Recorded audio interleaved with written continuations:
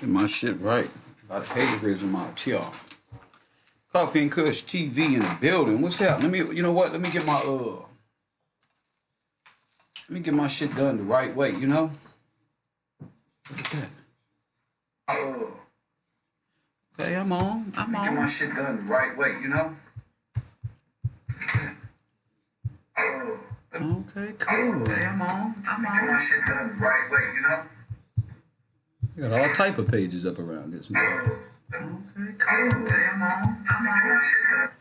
What's up, fam? Coffee and Kush TV. Let me plug my shit up the right way and get all this shit situated. Coffee and Kush TV, you in the building.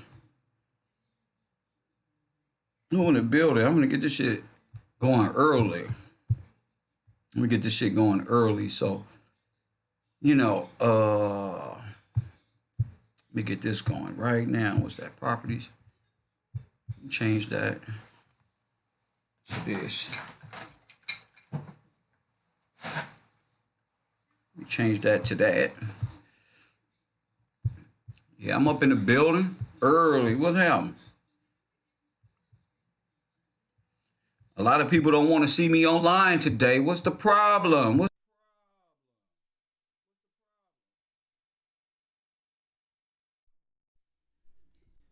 Can I get some act? There it is. What's up? Let me get this chat room rolling. You know what?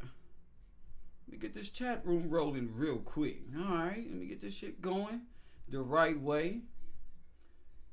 Let me get this shit going the right way. Shout out to the people who donate to the channel, who want to see Nipsey Hussle's case solved completely. We on a whole nother level with it.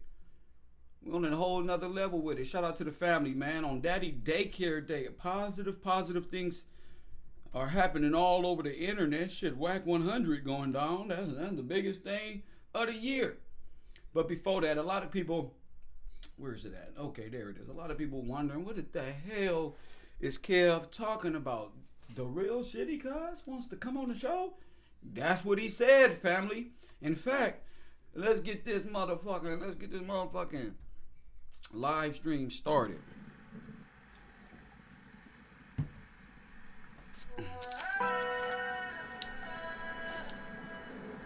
Y'all know how we do.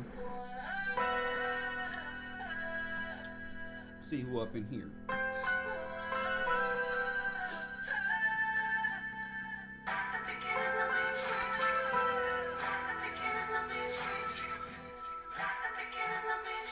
I'm prolific, so gifted. I'm the type that's gon' go get it. No kidding. Breaking down a swisher for the no building. Sitting on the steps, feeling no feelings. Nothing. Last night it was a cold killer. You gotta keep the devil in his hole, nigga. But you know how I go, nigga. I'm front line every time it's on, nigga. 100 pro flow, running shoe pro, 458 drop, playing bulletproof soul. Every few shows, I just buy some new gold. Circle got smaller, everybody can't go. Downtown Diamond District, jewelers like yo. Hustle, holla at me, I got Cubans on the low. Through the Cancun, smoking Cubans on the road. Then dock that Tulum just to smoke, nigga. Look, hold up. Pause. The man ain't playing. The man ain't playing. Coffee and Kush TV. Desmond Johnson, are you on the air? Kev, I'm here live. Desmond Johnson decides to come into the Coffee and Kush show, interrupting the damn intro. I like it. I like it, Desmond. It takes a brave soldier.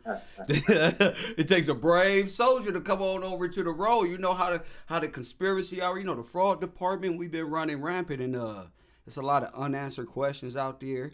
It's a lot of conspiracy. It's a lot of investigative shit out there. You know, the man, you already know, you've been pretty much coined the new shitty cuz, the new suspicious character. A lot of people don't know who you are. Could you tell the people who you are, sir? So I'm DAYMOND Johnson, and I'm a neighborhood council member in South Central. Business owner, and lived here forever, all my life. My man, and I've, from what I read in the LA Times and stuff like that, you've been fighting with a lot of corporations and AEG about sky rises, the same situation that seems to happen with Nipsey Hussle in hell. You heard your name across these airwaves and you decided to come on in. Why? Well, first of all, one, I live in the community and I had a strong tie to our community. And to hear something of this nature, I need to clear my name. So you came into the road to Here clear, in the community, to clear I'm not your hard name. to find. That's right. Well, I'm all for it. I'm all for it. Anything you want to say to the people before you start clearing up some of the mishaps that the internet, the conspiracy world, us, them, Big Kev, Little Kev may have gotten wrong or right. A lot of people just want to know who you were and what you were doing down there so early. How did you get the call that Nipsey Hussle had been assassinated, sir? So here's the first thing, and I keep hearing all these things that it was 9 o'clock. That's not true. It was a little bit after 1 when everyone started gathering there. So it was a little bit after 1 when everybody started gathering there. Yes. Do you know what time the alleged assassination happened? No, I have no idea when that happened. So I can run down my Sunday morning. Run down your Sunday morning for us, and then we'll get some questions going. See if the people, find what you're saying credible, not credible. We kind of it's a live discussion forum, so lots of people comment, and we'll try to pull some questions out of the bunch. Go ahead, brother. Great. Sunday morning, I get a call from a friend of mine working at a church on 49th and San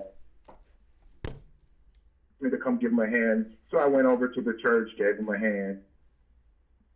The bishop of the church got hungry. He gave me some change to go to Doolin's on Crenshaw and get lunch. I ran over to Doolin's, stand in line for about 45 minutes. The food gets ready, and I say, okay, I need some gas. So I drive to Slauson and Western. Go ahead. To the Shell gas station there, and I put gas in my car. Any inclination? Can we ask who? Can we ask who called you? Friend Leonard. Okay. So he called. I got you. He called and he so at any rate, I'm coming out of the Shell gas station. All of a sudden, paramedics are coming out from everywhere. Okay. So I had to stop, and I couldn't actually go out onto Crenshaw. The train going down Crenshaw, so you have to only make a right. Okay. So something tells me to come around the block, so I go around the block, and I pull back on the side. The paramedics have the street block where you can't come back east on Slauson. Okay. So I park across the street, and then I'm walking over, but by that the police are there, and they're starting to rope off the area. And that's about 1 something. And so I still don't know what's happening. So then a lady comes out, and she's yelling and screaming, "Oh, they shot Nipsey! Oh, Nipsey shot!" And so I'm like, "What? Nipsey shot?" The folks started. I mean, the scene got packed quick. Right, real fast. So it's like word went out. Of course, because it's Nipsey Hussle. And so I'm standing there, and all these different individual private media started showing up, and all the folks start showing up. And so the guy asked me if I wanted to be interviewed, and I said yeah. And so you guys all seen the interview, or should seen the interview. Mm-hmm. So at any rate, the food never gets back to the church.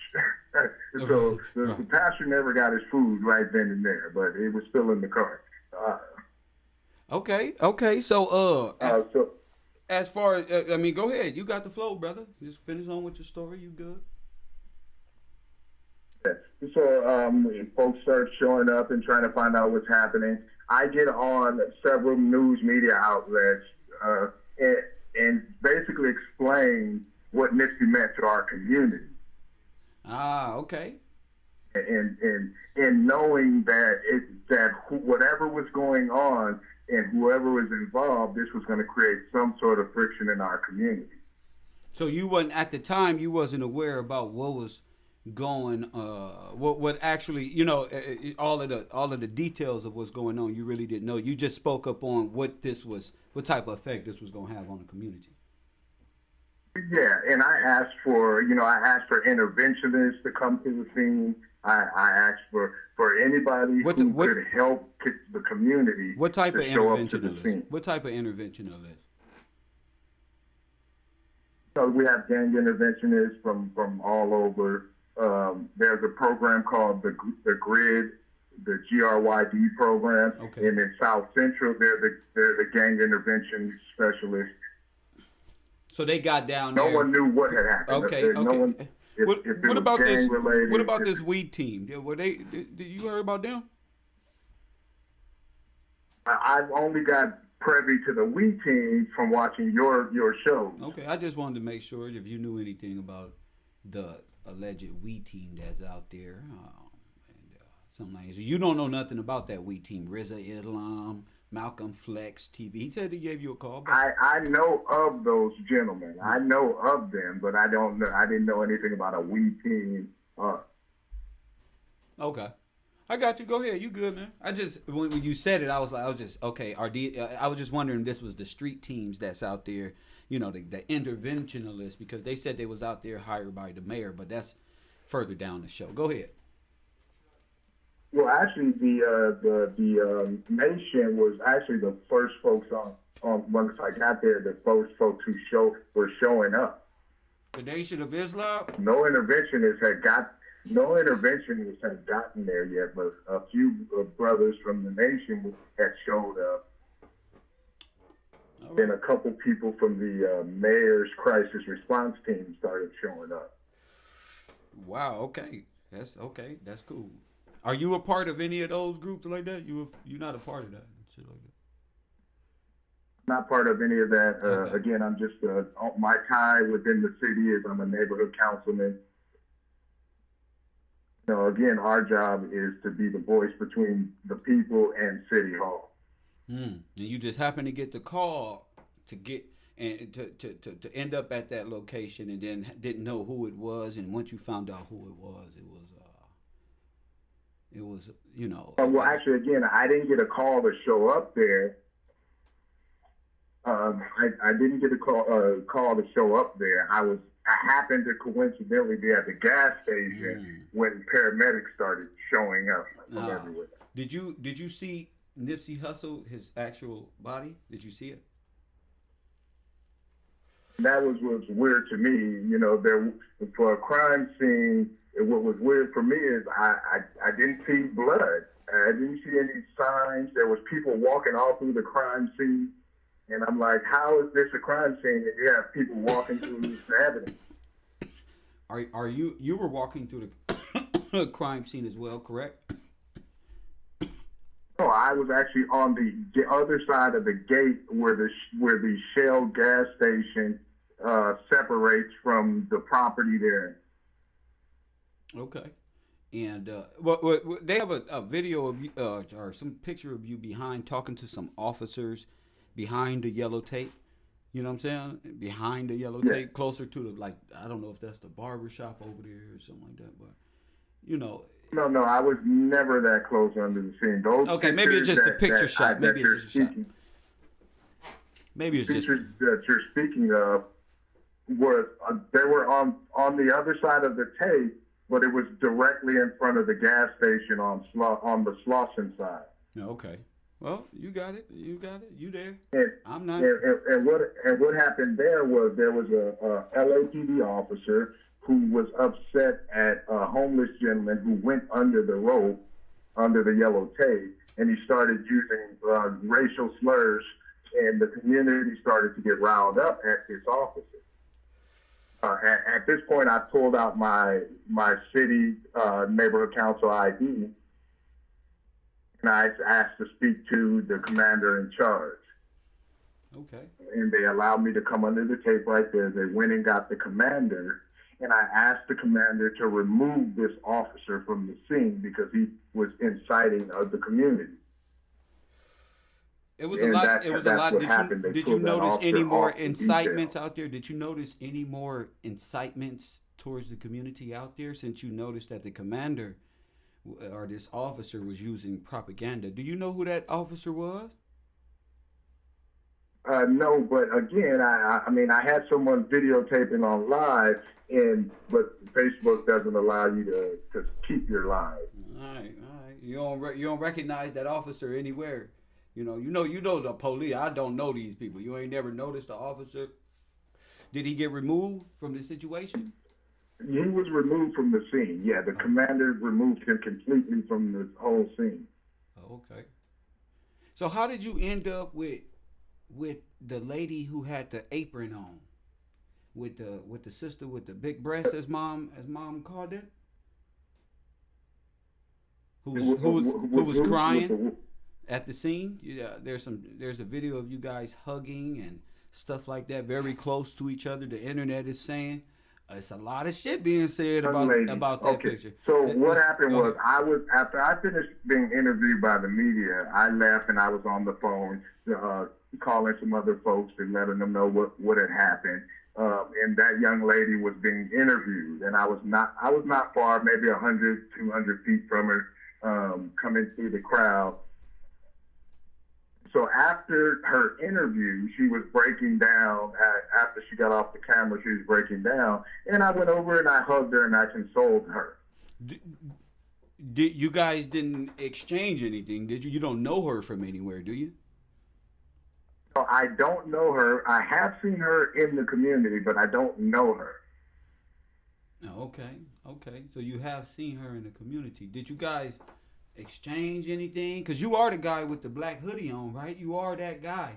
A lot of people were saying it would look. I'm the guy with the black hoodie on, which is a black hoodie, and the back of the hoodie is black. But if you look closely to the front of the hoodie, it's a charcoal gray in the front of the hoodie. Right. It's a charcoal gray. Yeah, at the top layer of the chest area. Correct.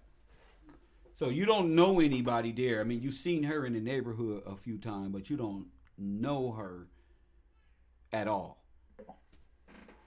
No, not at all. I've seen her, and that's about it. I don't know her name. I don't know anything about her. Did you realize? What I do know is what I heard her say on that tape. That's where I was going next. I was like, okay, well, did you hear what she actually said? And I quote. I'm going to quote. There's no need to.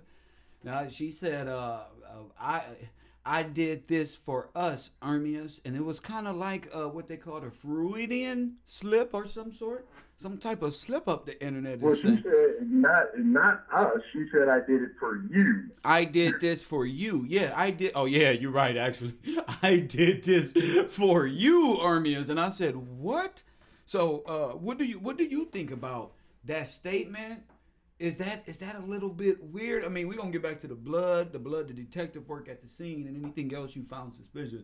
But did it seem like she was weird that she would say something like that, or the police should investigate that or something like that, Daz? Again, I didn't notice what she had said until after I had watched your show. Right. And so, of course, after seeing that and hearing what she said, I found that to be very suspicious and weird. Yeah, I've heard self-admitting like that only on TV and detective shows and like arson shows. You did what for him? Yes, and that's what I'm trying to get at. Let me see. I think. Yeah, I mean, other than your story of being there. I mean, you don't know any. What about the guy with the Laker outfit that was standing next to you guys? I mean, you guys are pretty much formed there like a response team or something like that. You guys don't know each other. You didn't know this dude in a Laker outfit because he himself looks suspicious. I don't even know who the guy in the Laker outfit. In fact, I did say 2 words to him. I said Laker Nation because I saw that he stood out more than anyone there. Yeah. Yeah, he stood out. Laker Nation. He really stood out. Anything else you see suspicious Yeah, around there concerning how, not, the crime scene, body gone, shit weird at the scene, no blood, I get it. As far as the crowd that was around you, did you notice anything weird about them? one thing I did notice that was pretty weird was there was the guy who's known what I can't remember his name, but he's I guess he was Nipsey's manager. Steve Lobel. Yeah, he was there, and I'm like, oh wow, the big wigs are coming out today. Yeah, the big boys. Yeah, and then there was a few strange folks who were recording, and they weren't recording like regular people with their phones. Who were like recording one area. These folks were recording the whole scene. Like normally when you're recording something like that happens, you're focused on a specific area. Yeah. But these people were taking it as if they were watching the whole crowd and not a specific situation or incident or area. Do you think anything greater is at play here other than just a guy named what's his name? I don't want to call him by the street name. I like to call him by his name, but well, shitty cuz. What do you think about that? Do you think there's anything else at play here when it comes to the assassination? For one, I definitely think there was something weird involved in this whole situation.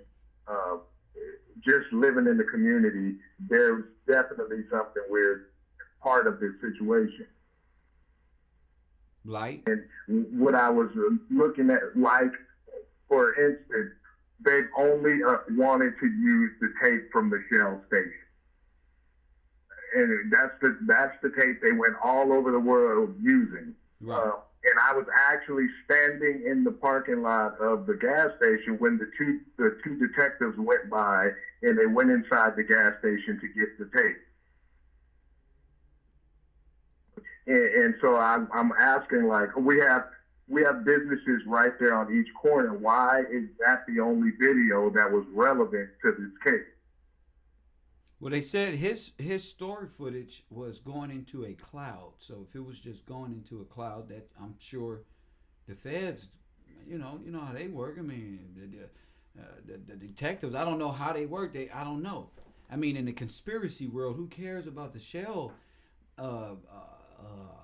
tape because it's edited in different layers and stuff like that. I mean, the internet's been going crazy surrounding that tape, and then you have people of our color in the community that's not supposed to be there. Question why they didn't use any footage from the burger stand through the alley, and the guy ran through the alley. They didn't use any footage there.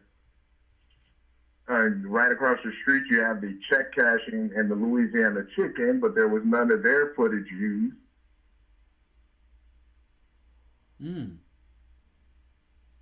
You're right about that. A lot of footage wasn't. I mean, across the street and stuff like that. What also had officers on roofs across the street. What, supposed to check in across the street? So they were on the roof across the street. Wait, what were officers doing on the roof across the street?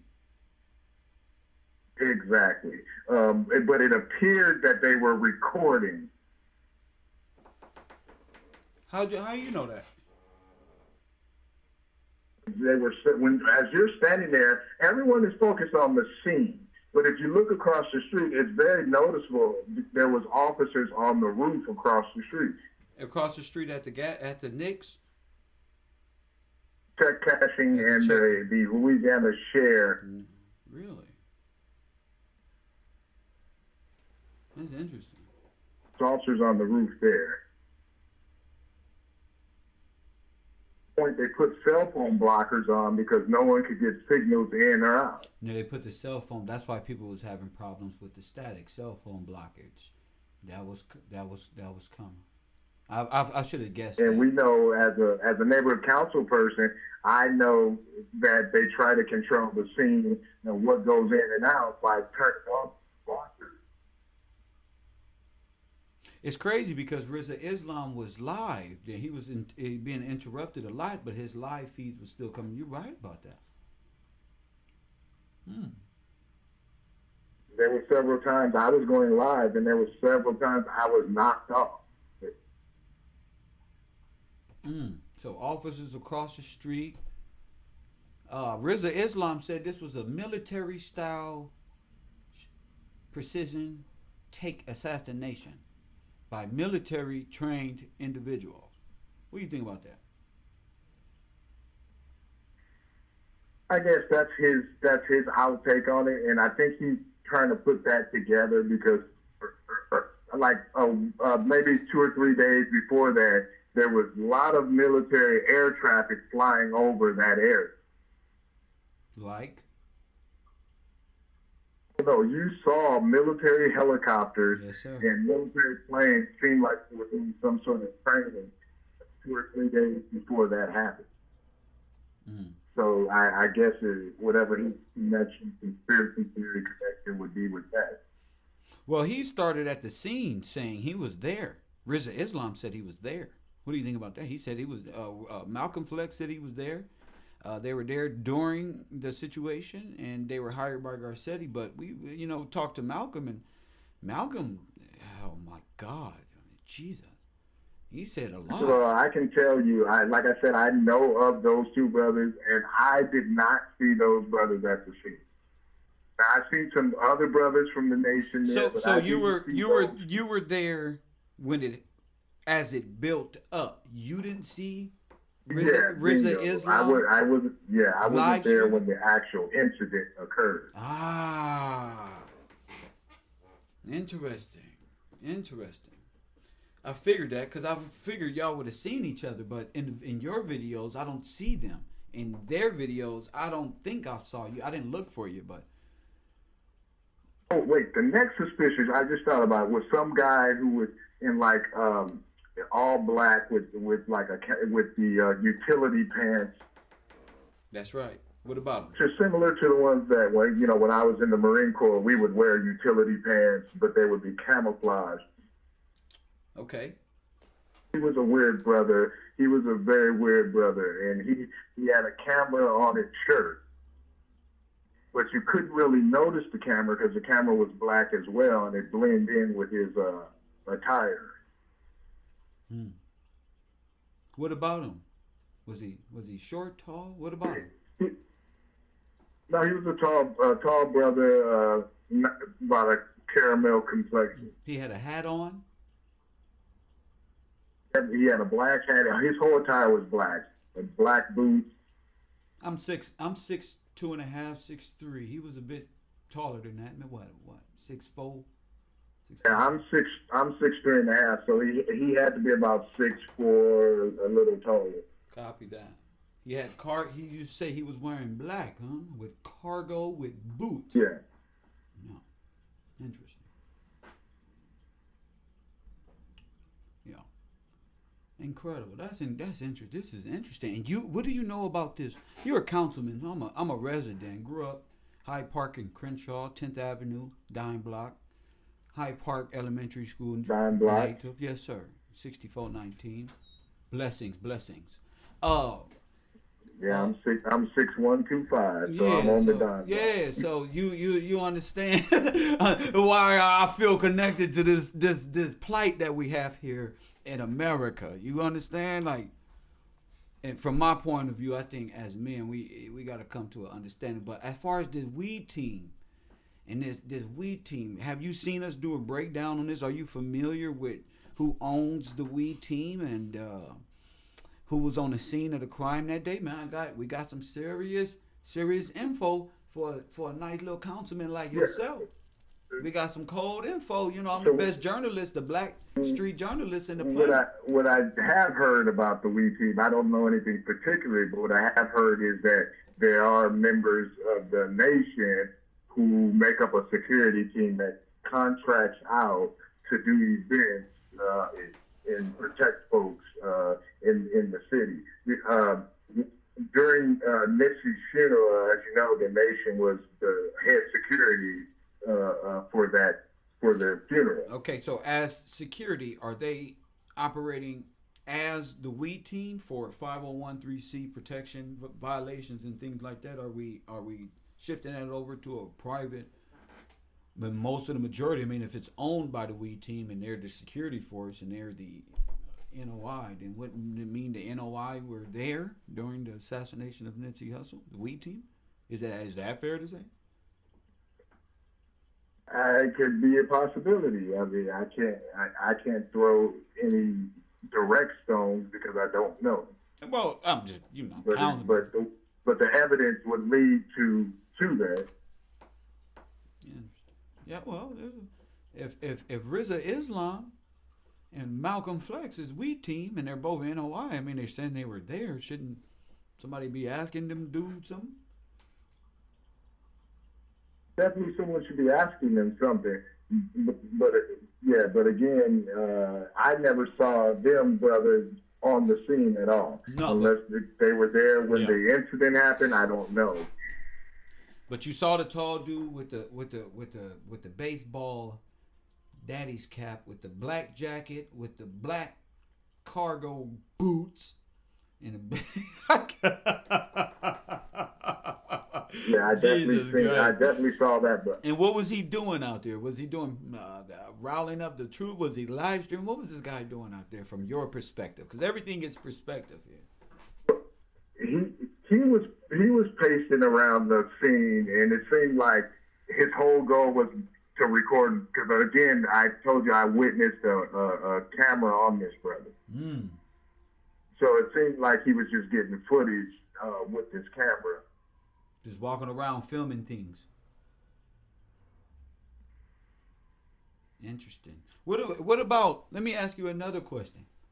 Do you know of a young Caribbean, older mid lady, Caribbean lady, brown skin, very disappointed and distraught at the scene of the crime, at the same time as the young lady you gave a hug to, and she was there looking for a man in a black hoodie she saw had something to do with the crime. And when she was looking for him, guess who popped around the corner? And she was hiding and ducking and dodging and weaving, and where she would look, he would run. Guess who we saw running around from this lady? What does that mean? You. What you doing running around from this Caribbean lady who was looking for you? I wasn't running from anyone. If you notice, if they were watching, any cameras caught me, they would see that I was on my phone. Oh, you was on your phone? And so, okay. And I'm on my phone trying to get a signal because they're blocking all the signals coming through. So I'm moving around trying to get the best signal possible to continue my live video. And when I finally get a connection, I start walking back towards where the young lady was being interviewed. You know what that looked like on camera? It looked like you were running around. She was like, "Where that nigga go? That black on I just saw." And that's what it looked like from the internet perspective. Where that nigga where that nigga go? The internet asking questions. Oh man, it looked like she went that way. You went that way. She like, "Where you went? Where you went? You went around that way. You came back." Ducking down. It looked like the those people you was around, we don't identify it as the we team. So you running around the we team, ducking and dodging, and she back around, and she said, "Where is this nigga?" Until she walked off, like she'll see you when she get home. That's what caught our attention and shit. You know what I'm saying? Oh, I can understand it, but that's why I'm here to clarify anything on that. You wasn't running around. You was looking for. Can you hear me now? I'm trying to get a signal. That's my dog, nigga. That's my dog. I'm trying to get a fucking signal. Shit, Lord, I love this show. Lord, have mercy. Lord, well, shit, I can't say nothing to that. My man trying to get a signal. He wasn't running around. Hopefully she don't call in. And I'm looking for his ass, girl. I'm looking for his goddamn ass. And then I hope she does. So we can see who she was looking for. Yeah, that's just crazy, man. So, yeah, what's up with Garcetti? You know, Garcetti part of this We team too. You got a affiliation with Garcetti too, man. You could put part of that crisis response team we don't know about that you happen to show up at Shell, man. You know, talk to us, man. What's up with your boy Garcetti? So the mayor's crisis response team was set up. This is the first crisis response team by any mayor in LA. The first one? To our understanding as the neighborhood council folks is that these are community members who have to go through some sort of background check to get on the crisis response team. And then their job is to show up to incidents in our community and to work with those family members or friends who are grieving over. For instance, they show up to gang-related shootings. They show up to deaths.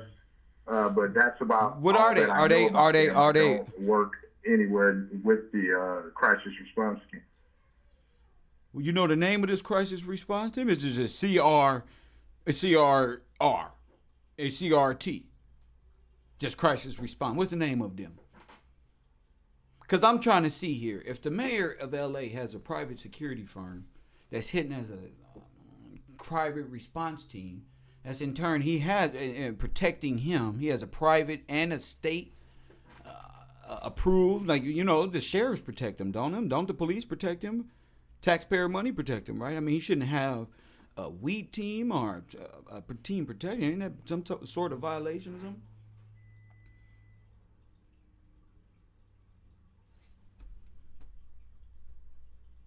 Did we lose him? Desmond, are you there? And my face hit. Oh shit! I thought he died out. Where he at, G? I was about to call him back. Where he at? I had a few more questions for him. He'll call back.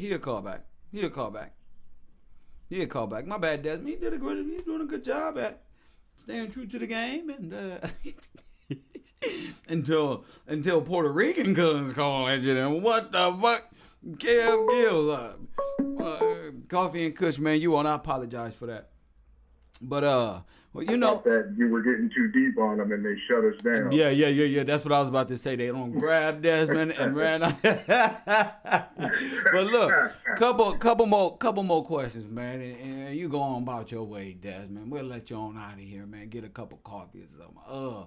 This bad. I do want some of your callers to ask some questions. Oh, I like that. Hey, the badge that you had on, at the point in time, you didn't have a badge on. You did have one. It looked like the same badge.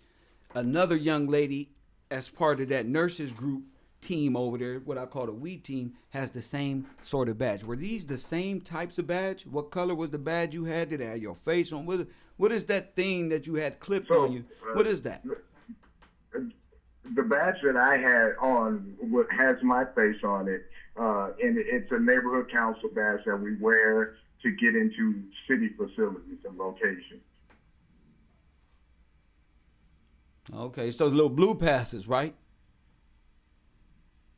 No, it's white. It has the city logo on it. Okay. Our picture, our name, and what department we're affiliated with. Okay. Well, you know. And you didn't know the dude with the Laker outfit, because that dude right there, suspicious as hell. And you right there with him. What's funny is you next to, hugged up, in the crowd with, vibing with, next to the We team. All of them. Again, this is the first I've heard about the We team from watching your video. So you telling me, sir, you at the scene with a bunch of crisis actor We team that look like the conspirators who committed the crime to the internet now. You do know that, right, Councilman? Yeah. Oh yeah. When I watched your video, you were right on. You're on target based on what people could see. I'm saying, whoa, and when people saw you, they said, uh-oh. And, you know, they say you kind of look like Psycho Mike from the Reggie Wright incident. Do you know any relation to him? No, I don't have any idea. Hey man, it's the internet. It's the internet now. All Man. right, all right. You know, people would just, asking questions, But yeah, if anything, let me see. Somebody prepped dude pretty good. Jay crazy. They said they prepped you real well. Well, we get to it. I mean, there's no prepping. There's no prepping. He said he's out here. There's no prepping. Look, if you guys like, and if Kev would allow, I'll be on video, on camera, so you guys can see me. There's no prep. So he just happened to be there. It was kind of like a spontaneous thing. Once he found out, he said he knew it was going to happen. He said he gave old girl a hug. You didn't pass her or take from her anything, right?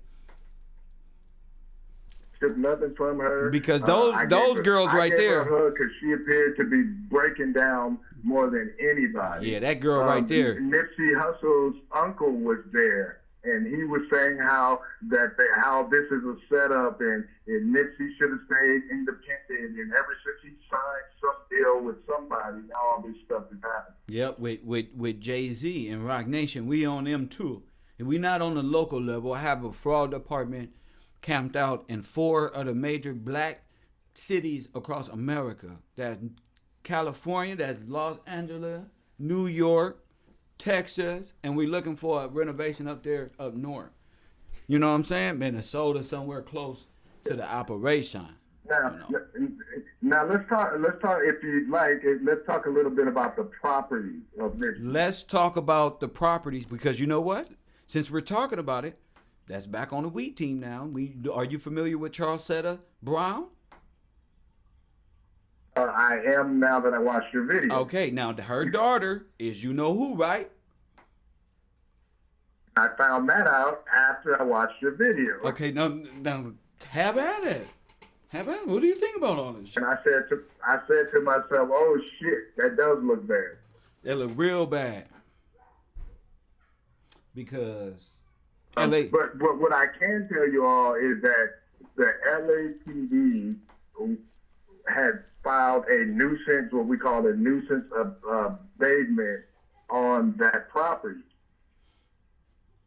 And what they were citing was that it was gang members who were allowed to hang there, and there was fights, and they were scaring off community members. So that was their reason for placing it in a nuisance abatement status. Mm. When you look a little deeper, what happens with nuisance abatement? If nuisance abatement is granted as nuisance abatement, that allows the city to obtain the property. Just to take over the property. Yeah. Mm.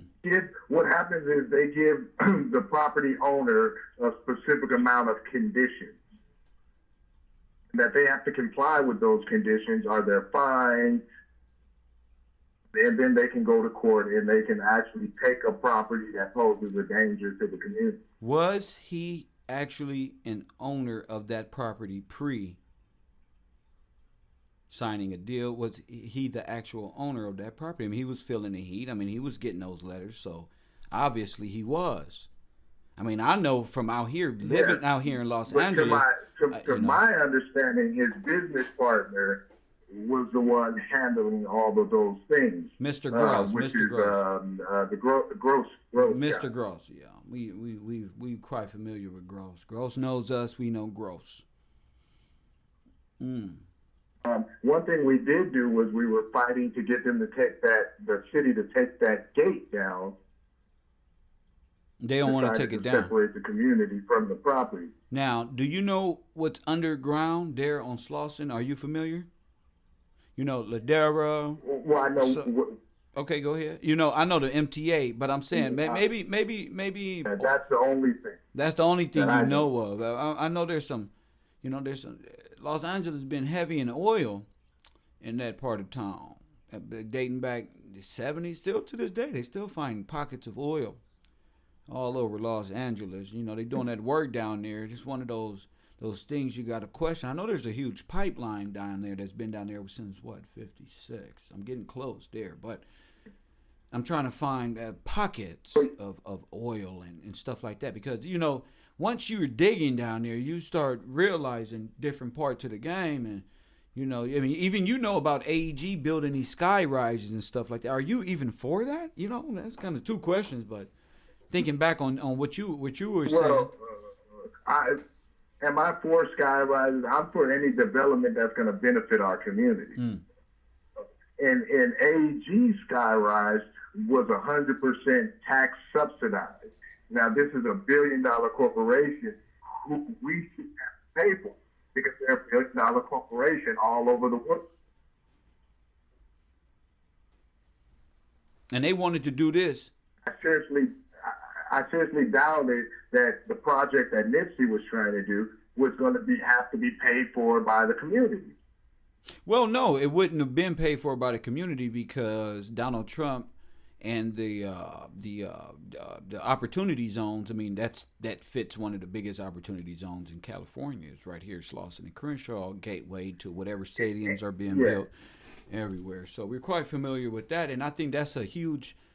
You know, you got these major companies who couldn't get the job done 10, 15 years ago. Big time corporations, they come around and this goddamn gangster can get it done because of a goddamn bread line being lifted off of the ghetto. And you got a businessman, which these brothers would not want, a black gangbanger, don't grew into something. You talking about some Beverly Hillbilly shit, and then to alone find out that there's some oil up on him, you got another problem.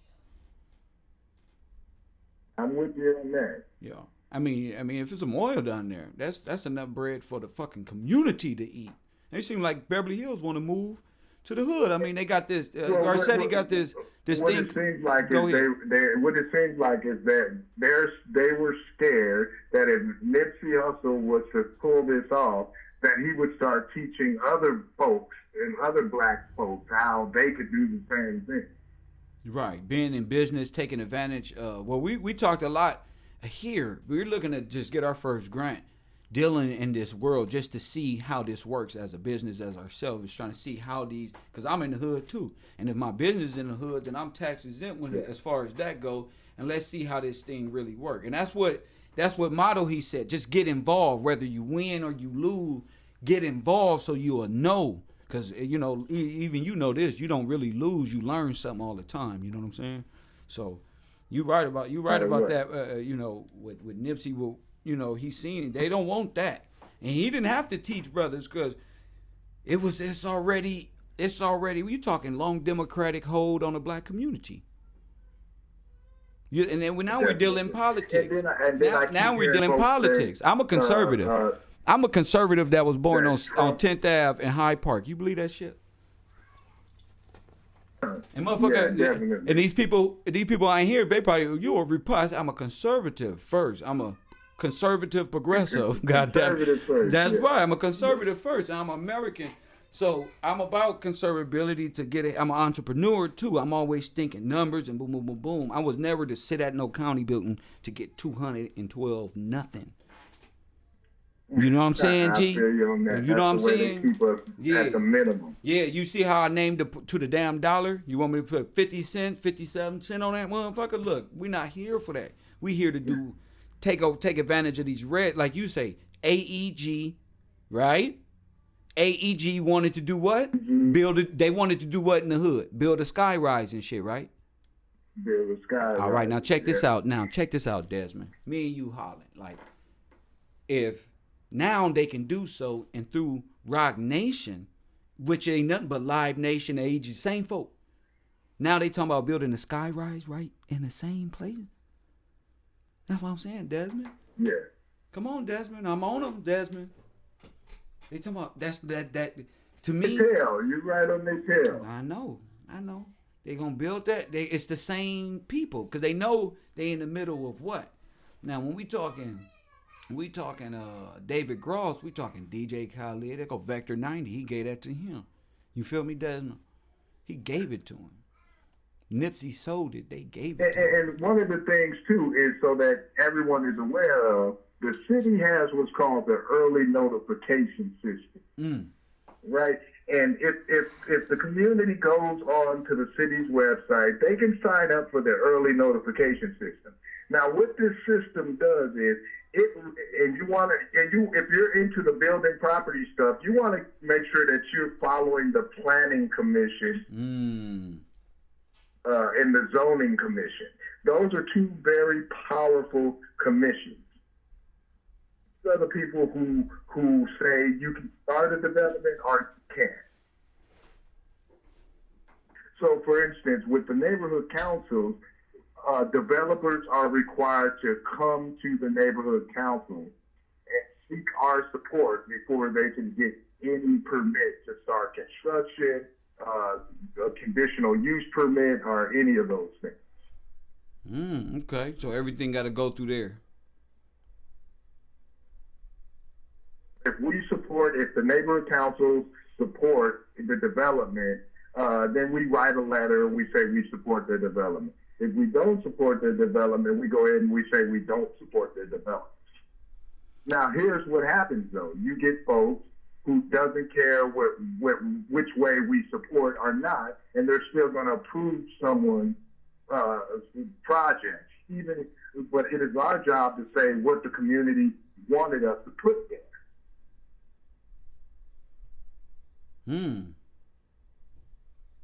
So these guys are in these seats, and they're not following the city charter, which requires him to go off of what neighborhood councils and allow neighborhood councils to weigh in as to what we want in our districts. All right, well, when I say we, I'm speaking of the community. Right. So, do you have a hint of AEG, the same things you were battling, 10 years ago, 10, 15 years ago?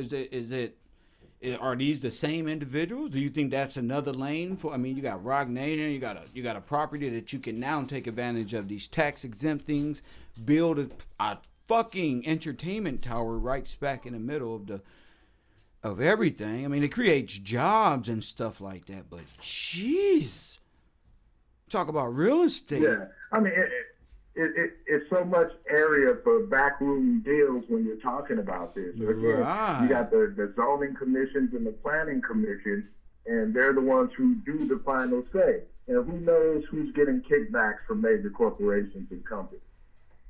Well, I'm really concerned, when we dealing in that, but we can only deal at this level at this time. It is conspiracy hour, and we gonna open up these phone lines and see if we can get some callers to call in and ask you a question. Something that I may have missed, some you was welcome to it.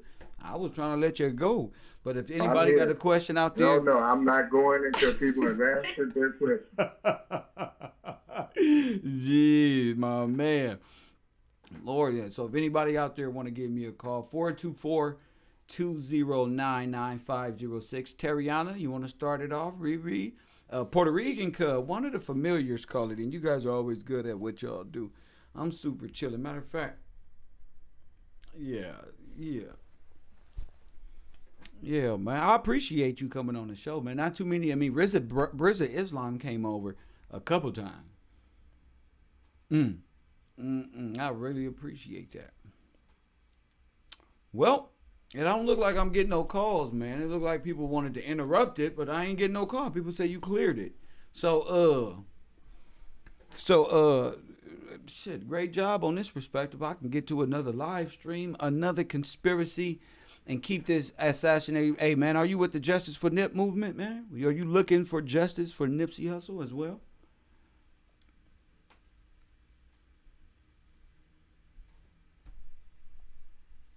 Well, I guess he's going. I guess he's going. We get to it. 424-209-9506. You might want to call in. I'm going to do another show on it later on. We'd like to call in, do some cutting and editing, making sure we up to speed on our shit. And Coffee and Kush TV. What do you think about that? What do you think about what the brother Desmond was saying a while ago? What do you think about that? So, I was trying to call while he was still on there because I wanted to ask him he's saying all these things about like, yeah, we the councilmen. He kept saying we the councilmen. So basically he said that we are the councilmen. Okay, that's cool and all.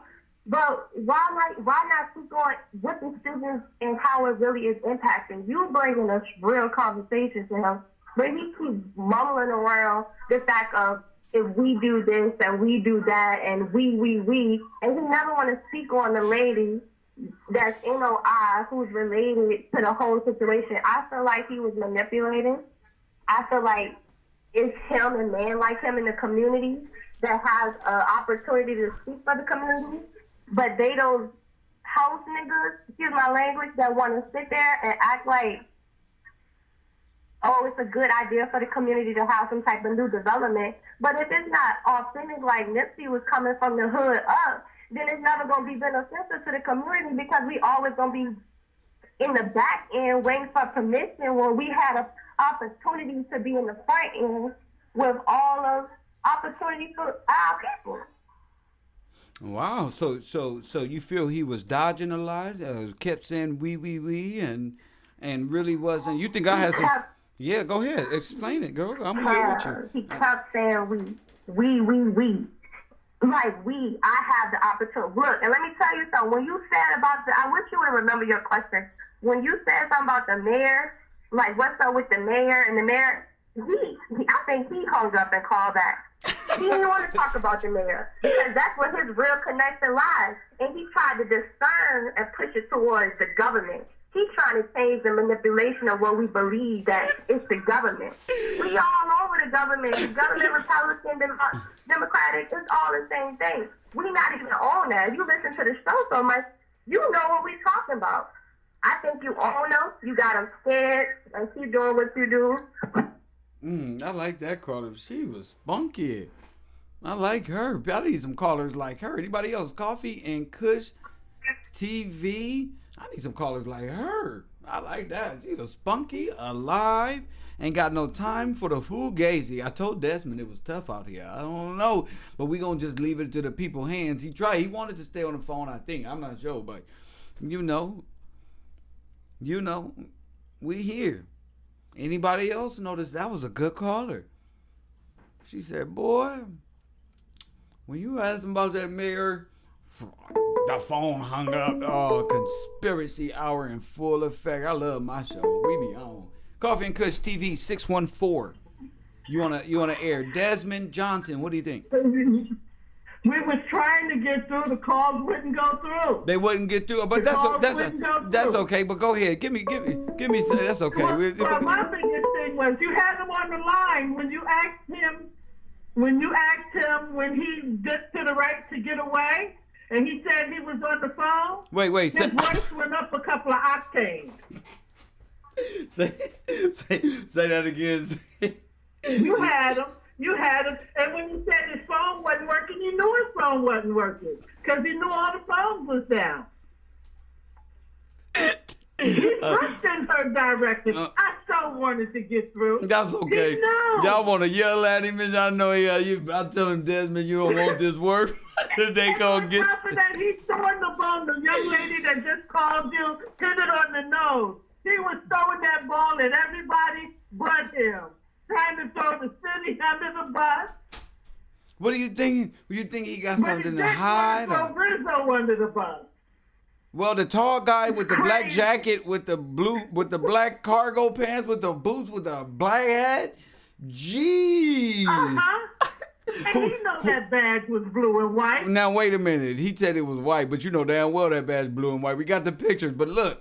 Terriana, I'm a fair guy. I just, I give everybody just to get their points across, and I let my students go to work. You got to. Because, you got to. You're the host of the show. Yeah, I let my students go to work. You guys are really, really fucking insane when it comes to like paying attention to detail, but that bad's blue as hell. I'm gonna jump off and let the next person get on. All right, Jerriana, thank you for the maybe you don't know the color of his badge. That motherfucker go blue as hell. I just thought about it right now when she said it. Ain't nothing to know that badge is blue.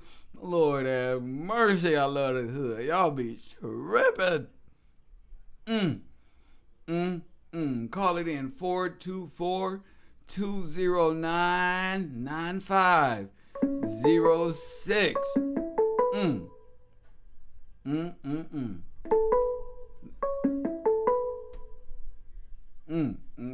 512. You're on the air. Desmond Johnson interview. What do you think?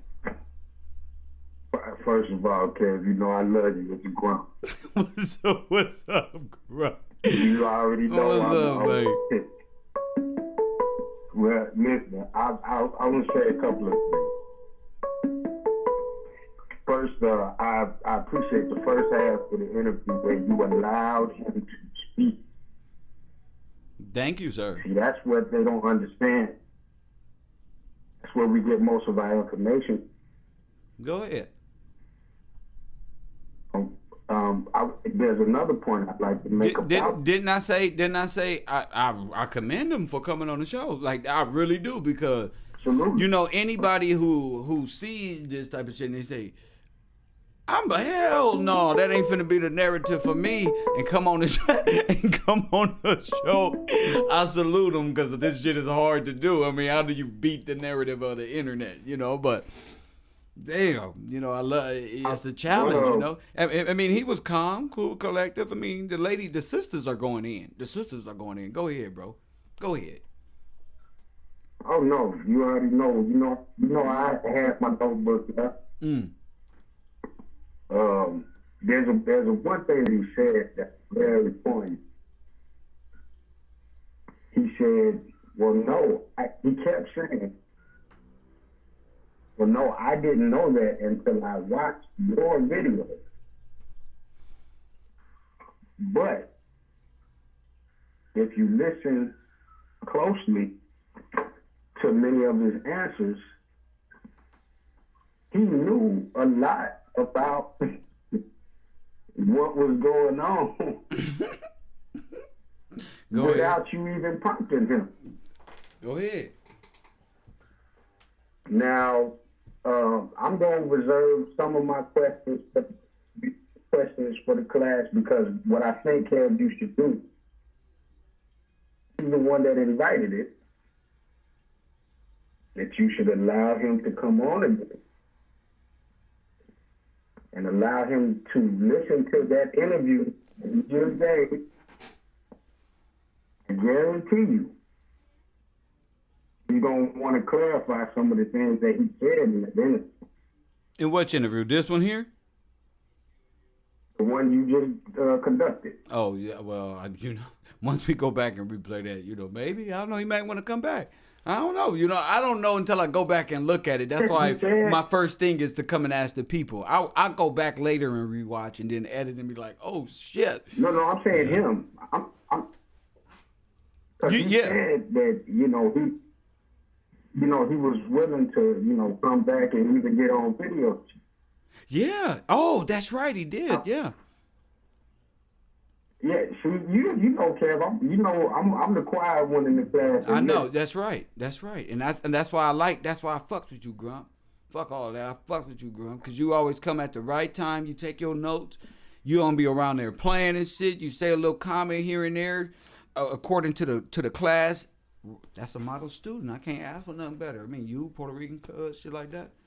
Go ahead. Now, one thing I wish you would have did though. Is hit him with one of them Chris Wallace and just said, and asked him, did you have anything in that in front charcoal gray jacket?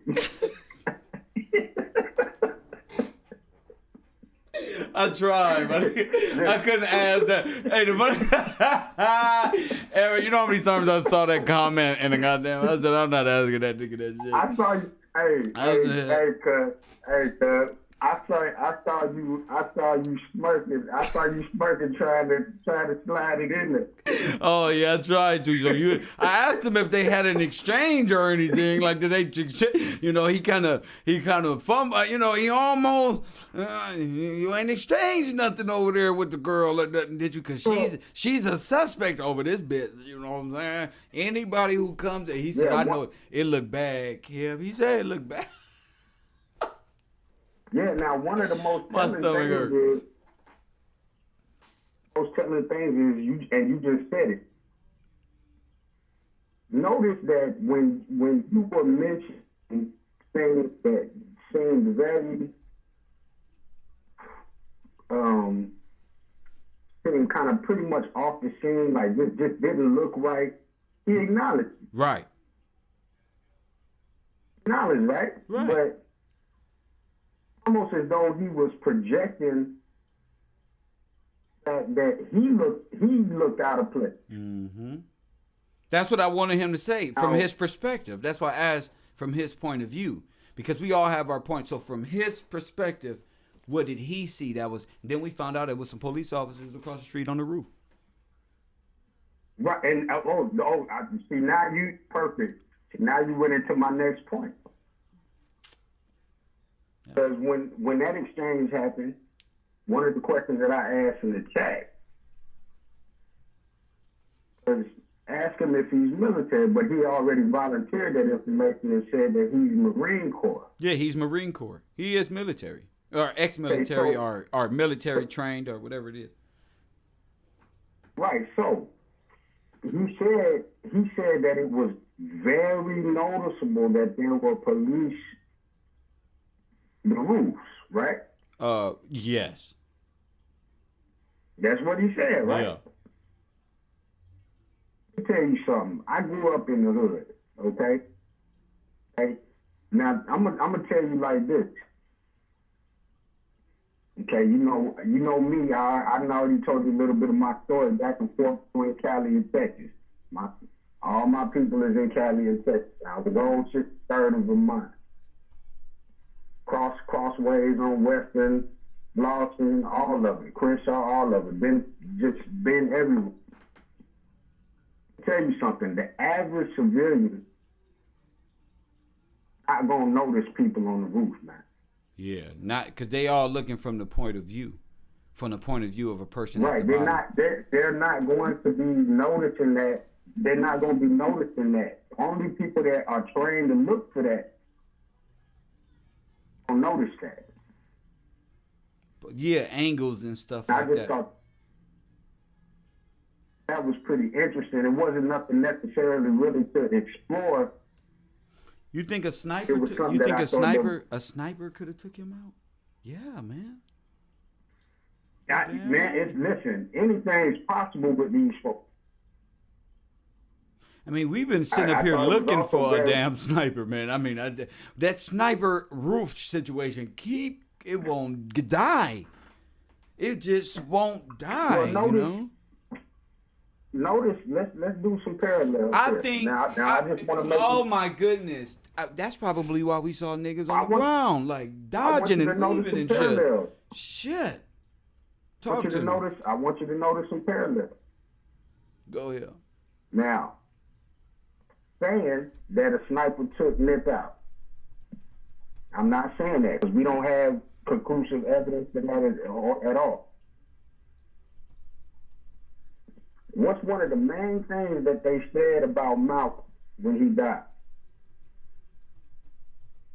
Okay, when the FBI report came out, that the witnesses kept saying that the shots that the majority of the shots did not come from in front of him, they came from above him. Right. That's a natural fact. And anybody in the class, do your homework, you'll see that I'm telling the truth. So I just thought, I didn't think, like I said, it was something necessarily to explore in the interview, but I just thought it was interesting that he would spot them. Especially being in the Marine Corps. Is it a smoke shop over there? I got to see if it's a smoke shop over there. they keep bringing up because this other callers brought up a robotic situation, and we're gonna get to that. But you notice, I've been talking about this weed team. He didn't know the weed team, but he did, and he knew they were NOI, so he knew who they was. Yeah. When I brought up the weed team, he brought up the He NOI. identified He identified the NOI. I'm like, oh yeah, shit, I ain't gotta say it. Good He thing. immediately identified them in the interview. So identify that. Like, wait a minute. I mean, the owners of the weed team are real estate fucking people who are under investigation, and he said he learned all this from my show. So I'm teaching city councilmen are watching my show as I break this down. Hey, I need funding on my funny. show. I'm the most underfunded person. This ain't no YouTube page. This an office. I'm a protection unit. It's a journalism powerhouse that is underfunded, and a lot of these people that are claiming to do these interviews and all that other stuff and claiming to be journalists, like I said yesterday, and that they need all their credentials revoked. They're not asking the right questions. They're not even really. Grump, call me back. Let me take this call, Grump. Call me right back, Grump. I got you, my nigga. 501, just wanted to get some more calls in. 501 area code, you on the air. What's popping? Damon Johnson interview. What do you think? Nothing much, bro. It's Confederate Cuz. What's up, Confederate Cuz? We made it here. I mean, we came a long way, Confederate. Jeez, last time I talked to you. Came so far, bro. Came so far, Confederate Cuz. What in God's name have you been? Gee. But I called in not too long ago, just a couple weeks ago. I hollered at you. You did, that's right, for a couple minutes, dude. I be need my friends to call in now. No. Gotta call in every once in a while and bring up the important part about taking notes. Yeah, did you take any notes? Did you listen to Mr. DAYMOND? Were you into it? What do you think? Well, it's like when you first started doing all this and I started calling in, bro, talked about RZA, where he was on the scene. When people tell you things, you need to open up a document file and you need to type what they say. And if you notice, Desmond said people was on the roof with camera equipment. So notice he didn't really speak about RZA being in the community scamming people. Well, he didn't. He didn't. Somebody that's had actions with the law. Yeah.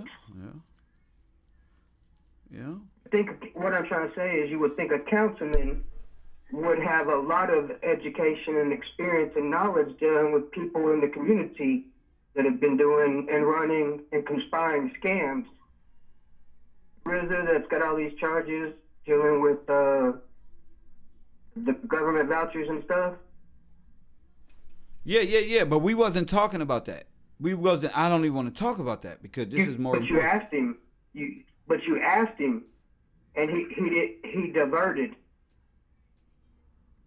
What happened? I asked him what? Well, okay. A councilman is somebody that's deeply involved in their community, and when you asked him about RZA, it was like a diversion away from the topic. He said he knows of them, but doesn't know them. Gotcha. It was like he diverted, and then the topic got changed. Right. Well, if he's a councilman, somebody that's deeply involved in the community, he's going to know about people that have been out trying to run scams, and the police have had their eyes on them for trying to take advantage of poor people and stuff like that. You're right. All you got to do is type in RZA's name on the internet, and he's got all this information about him, being involved with these scams dealing with vouchers and all that stuff you talked about in your previous lives.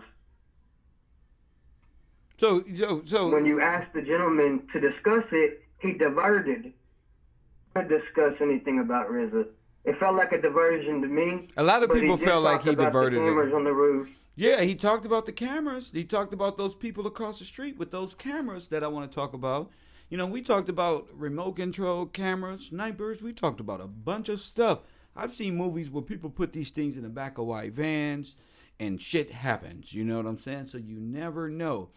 And I'm just listening to what he said. I don't want to disrespect him or, he's already here. So I let the people do what they do as far as Lord discuss. I'm happy that he actually came on the show. I'm really impressed by that. So I'm happy to even let him talk to the people. Because he provided you with some information that needs to be pursued. That's right. People on roofs and all type of shit. He talked about the guy with the black jacket and black combat pants.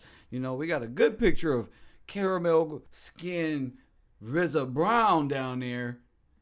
A huge, nice photo of him down there. So what I was wanting to call and say is just do what you did to his conversation tonight, like you did to RZA's live broadcast. Look at what he's telling you in the responses. Type it up. And also, if he diverts at all. Well, he's going to come back on the show. If he did any diverting, I'm sure he's going to be like, I ain't diverting, but come back here. I mean, he was pretty open.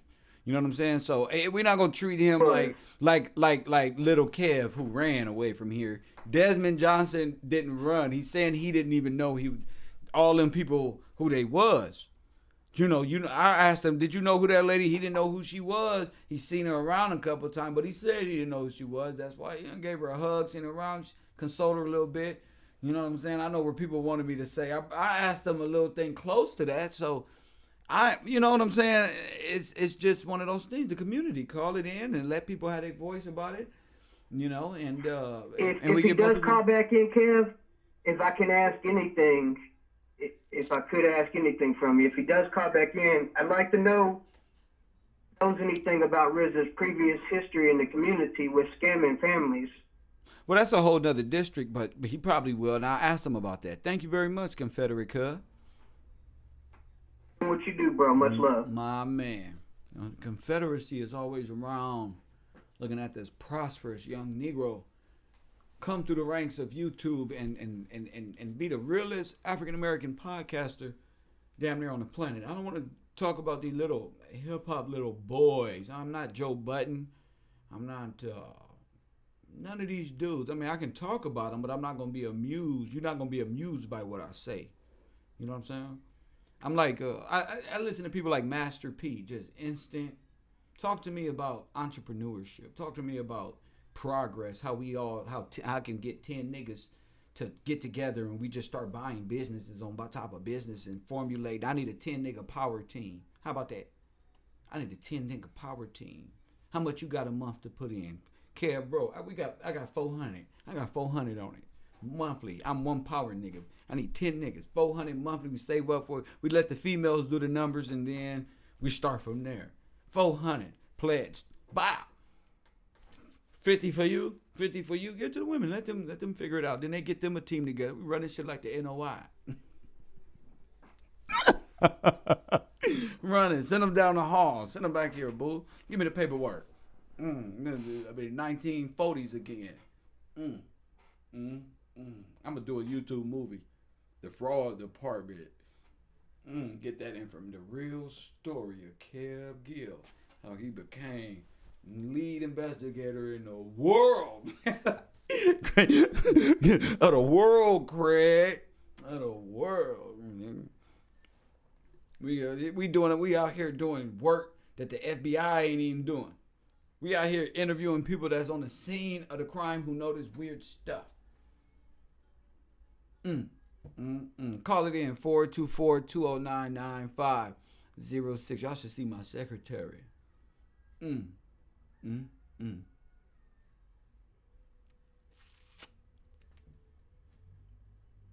asked them all the questions I wanted to ask. When I asked him about that lady ducking and dodging, and he brought up them cell phone towers and Terriana called that in. That's music.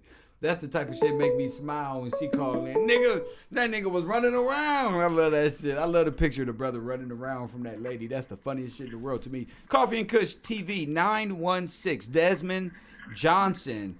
And he got any love with you? What did he say? How do you feel about him?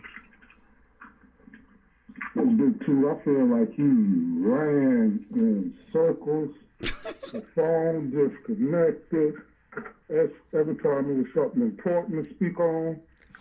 And the only person with black boots, cargo pants, and a black jacket with that old black hat was live. He said he didn't see RZA, but he saw some black tall dude. I'm dead, man. Go ahead. The only person that fit that description was there at the same time, allegedly, as him. I don't know RZA. I saw this other nigga I want to blast that nigga through the phone. Excuse my French. Man. I was like, OMG. He gonna say he didn't see him, but give him the description. But he did slip up and said he had a hidden camera. He had a hidden camera on him. On his jacket. On his jacket. You get what I'm saying? So if he running around, RZA had a hidden camera on his jacket. He had a hidden. Tariq had to go back and edit the footage. He had a hidden camera on his chest, bro. So that's what I got from that. And if you're the councilman and you know about the WE team, Miss Charlesetta Brown, allegedly she's out of jail, when she's supposed to be locked up, coming up there in that purple. No. That happened afterwards. For the visit. Nipsey died first. No. Yeah, I know that. But, she showed up afterwards. Yeah. Look. They didn't get arrested until I think July 14th. Okay, that's why I said I'm gonna back up. All right, I got you though. I ain't gonna let you go too far. I got you, family. I got you. I recant that. And what's up?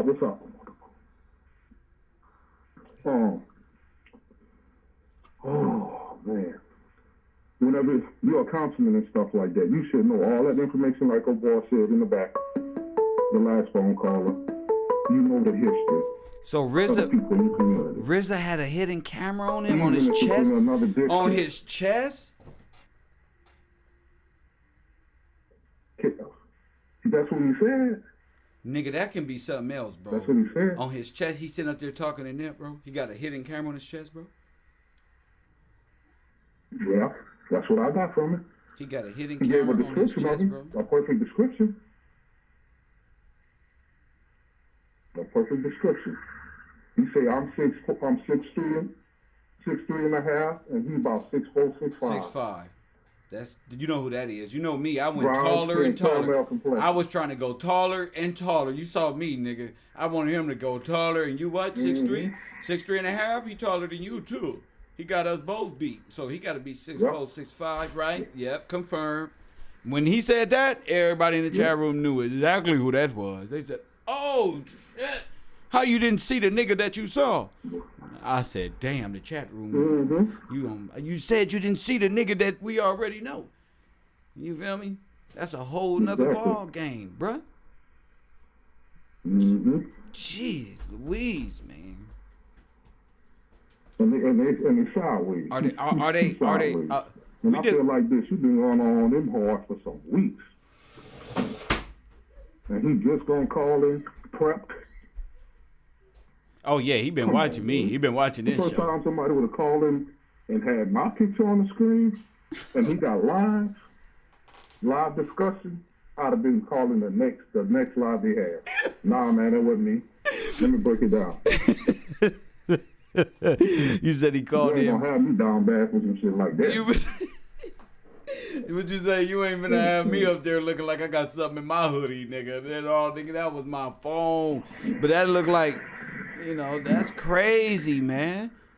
So RZA had a camera on his chest, bro. Yeah, zipped up. You know what I'm saying? He said he was zipped up. RZA called himself the black. RZA Islam called himself the Black John Wick. Mm-hmm. Do you know that? Confirmed. That's And he said real. it repeatedly. Huh? I said he said it repeatedly. The Black John Wick. Black John Wick. And he worked for the team. But the councilman just fucking said the guy with the black, I'm finna put him on with the black hat. And thanks to Tariq Nasheed, watch this. I'm finna fuck him up on the computer. Thanks to Tariq Nasheed. But Kev, why? Bam, that's him right there. Look, there we go back there. There we go, I got him. Councilman, oh, that's him right there. In the background. In the background, with the arrow on his head, just in case Right y'all there. got him. With the gray top, with the gray charcoal top. I see it right there. I see it, right there. Cargo. I didn't see it long time ago. I know, I seen it too, but I just want to make sure the It'd be people. all discussion. It'd be all discussion sometimes. You know what I'm saying? That's why I stay on topic. Well, what you got to? I don't believe Because this. I know how my class go. You gotta follow the rules.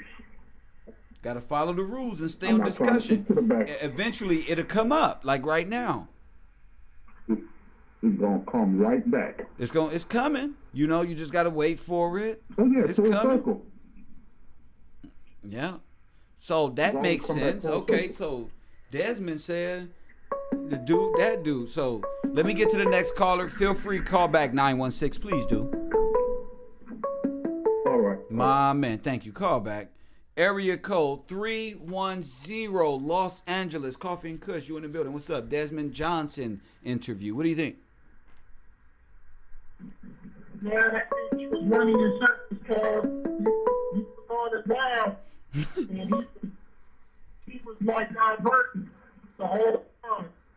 He was making sure he wasn't letting you connect him to anybody that was there. But he was putting it on the video. He was around all the people.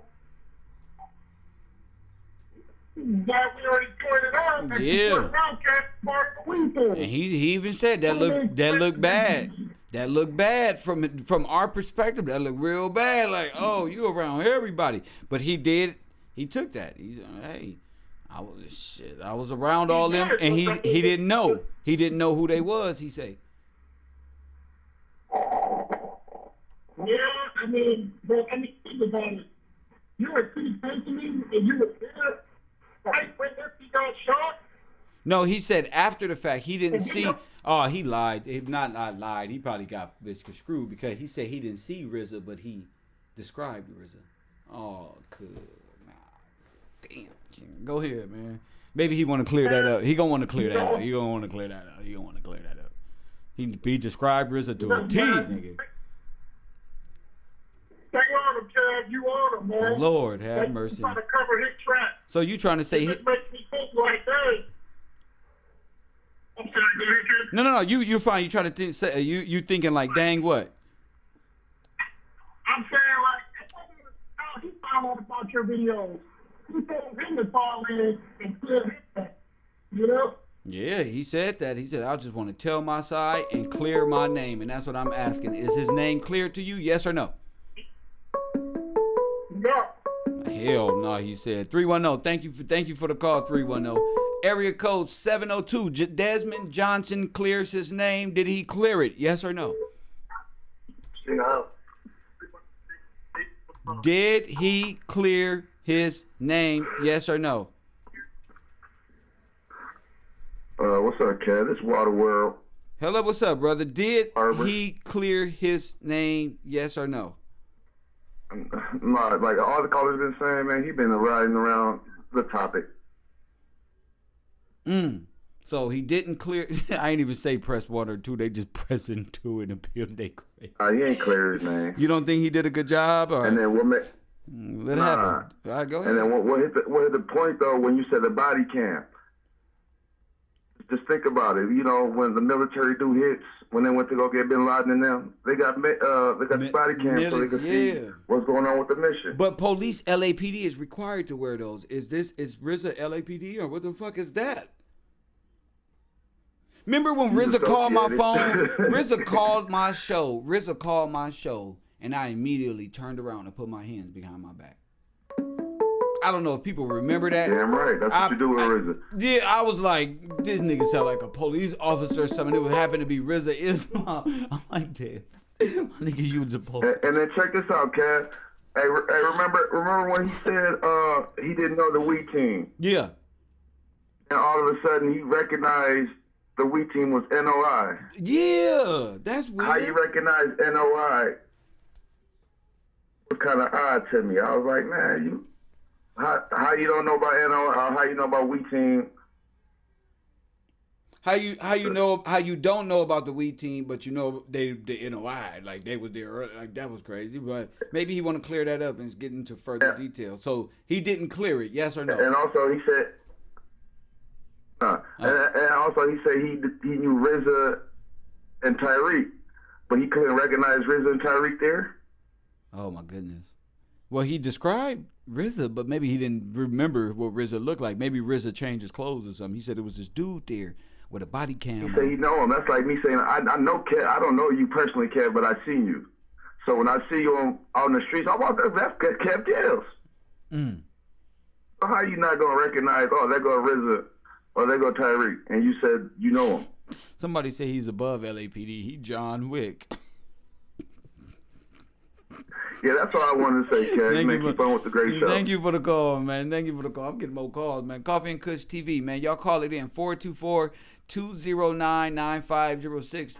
The next shitty cuz blames the tall guy with the black clothes on. I told y'all people changing their clothes. It's all type of shenanigans that's going on in the Nipsey Hussle thing. Trust me, Cowboy changed his clothes like 10 times. That nigga went in and came out. It was like a cartoon with that nigga. That nigga was in one door, out the other one, different clothes and shit. Coffee and Kush TV, you on the air? Hey, Kev. How you doing? How you doing, boo-boo? What's up? Kev, now one thing that really stuck out to me. Go ahead. Desmond said that he got there around 1 p.m. Okay? Okay. And then Nipsey last Twitter message was at 2:52 p.m. Who wrote that message? How you doing? Go ahead, I read. was already done. Go ahead, read. He said NOI was already there. At 1 o'clock? They have to be associated. Oh my God, they gave us the time frames. Oh my Jesus. I just looked it up, Cal. Come on, Cal. Yeah. I took my notes. Yeah, that's fucking insane. Talk to me. What do you think about that? There was one? Oh, okay. So, RZA said that he seen that text. Oh my goodness. Oh my goodness. Oh my goodness. I love what I do here. We're the most under, you part of the Patreon squad, right? Of course. Come on, Come on. I've been riding with you. Come on. Yeah, we need to support. You feel me? 100. Look at this, what we doing, sister. Look at this good work that this good black man doing. Oh, baby, I do, honey. I do my thing on Patreon with you. Do you feel me? And I'm finna start doing live streams over there because I think I'm giving away this info for too free. You feel me? This is too free. Right. Thank you so much for the support, the love, and we're going to keep working over here. Thank you. All right, yeah. Yes, ma'am. Lord have mercy. 305 was in the building. Florida messing with the boy Kev Rowe. Let me turn into the... Lord have mercy. Are we here now? Anything else that y'all want to talk about? I see the chat moving. I see 600 people in the chat room. You feel me? I see 600 people in the chat room. Say something. Coffee and Kush TV. Live and direct. You feel me? Area code 267. You on the air. Desmond Johnson. Did he rectify himself? Did he clear his name? You on the air. Good brother. Double Kev. What's up? How you doing? What's your name? And where you calling from? No. This is Mama Riding. How you doing, Mama Riding? Calling from Philly. Shout out to Philly. I got love in Philly. What's poppin'? Look, did you remember seeing the what you call them things that fly up in the air? A drone. Drone. Yeah. You saw the drone, right? Yeah.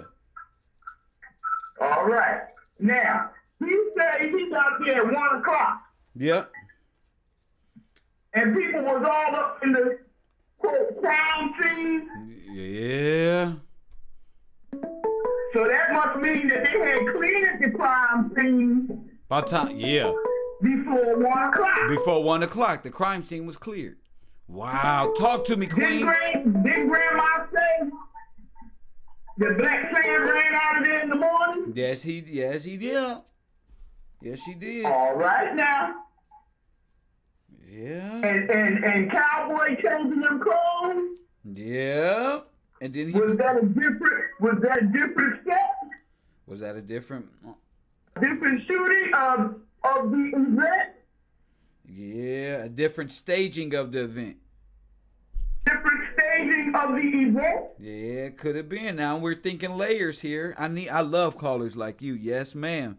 We on top of that. Now that this is where I want to stay. I like callers like that. Are we saying different time, different? Yeah. If it was this plan, then that mean we got some real scumbags in our communities. That's exactly what the fuck this means. Didn't the boy Kid Flashy say he was there for interview?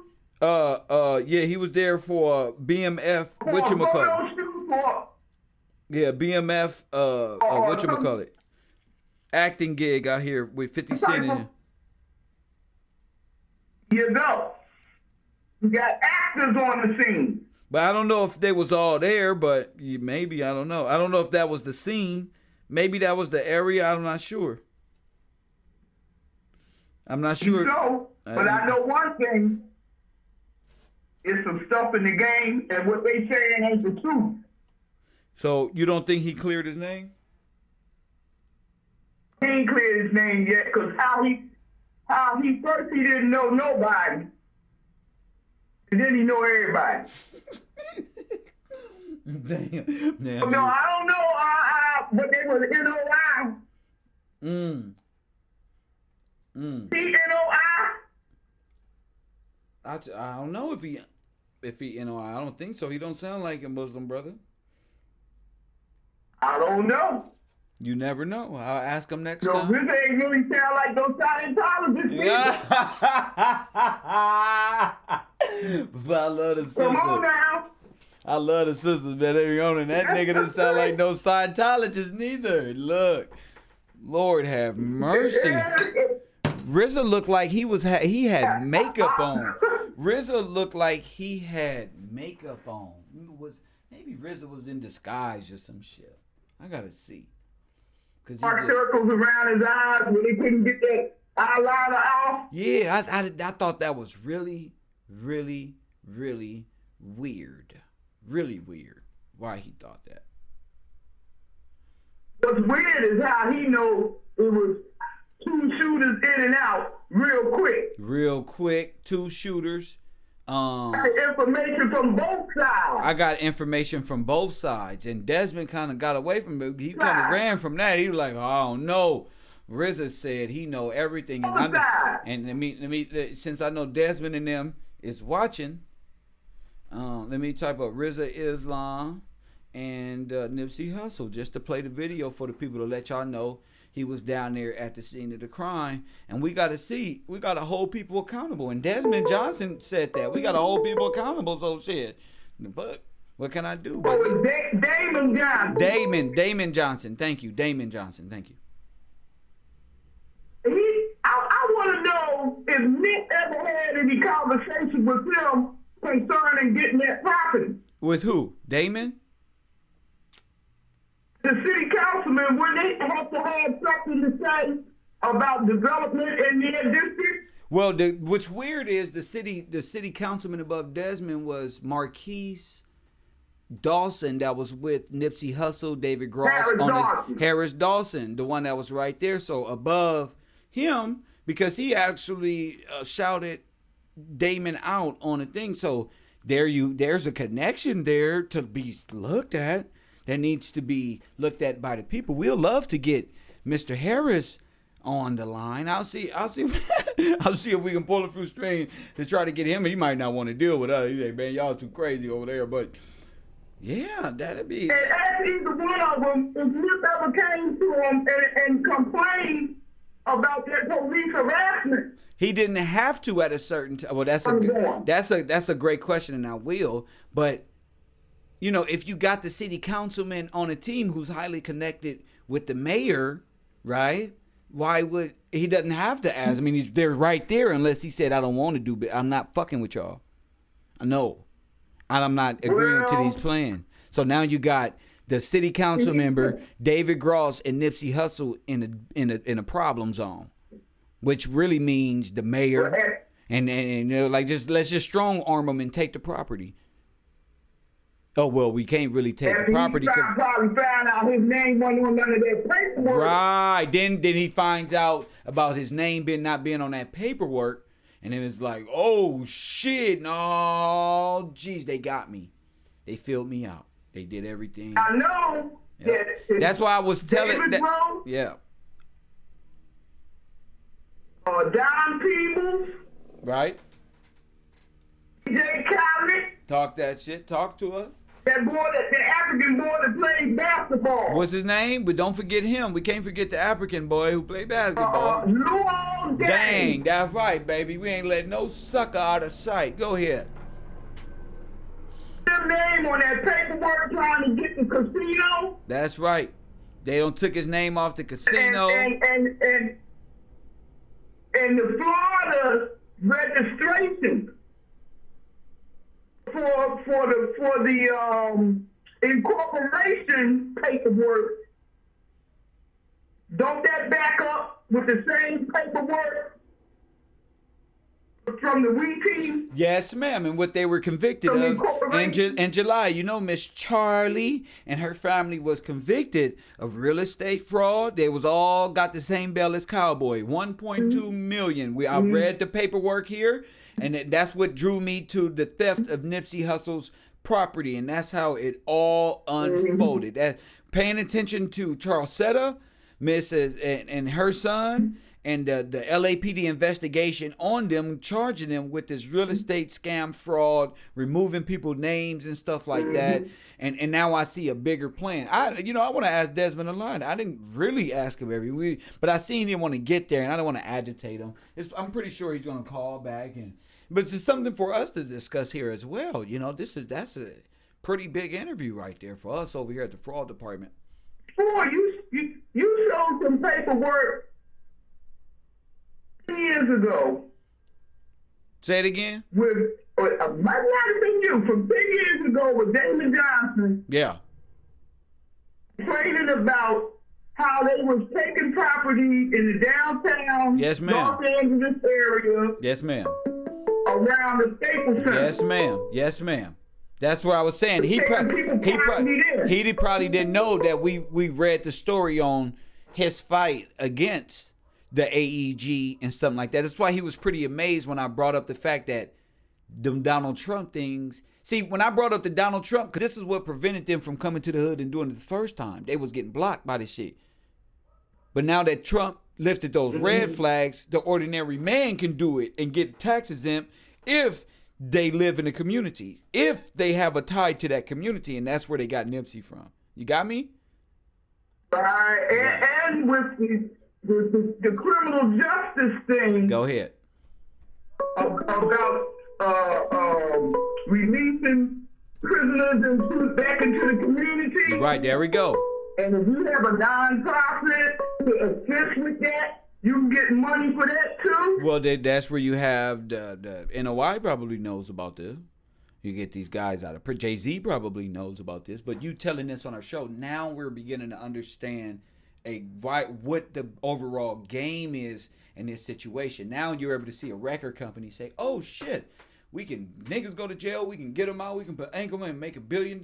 Now we invested in a prison system. The bad thing about that is that's your people, and now you taking part in the prosecution, releasing, and we seeing rappers go to jail just to get out and for control purposes. So this is not going to end good for anybody. This isn't going to end good. You remember when Meek Mill got out of jail, the millionaires sent the helicopter for him, right? That's right. Okay? That's right. Just in LA, brother. They doing it all over the country. I know. We know they are. They building these stadiums, and Jay-Z is making these deals, making these Negroes in these communities complacent, and sending T.I. and Future to do a concert right before they pillage your dumb ass.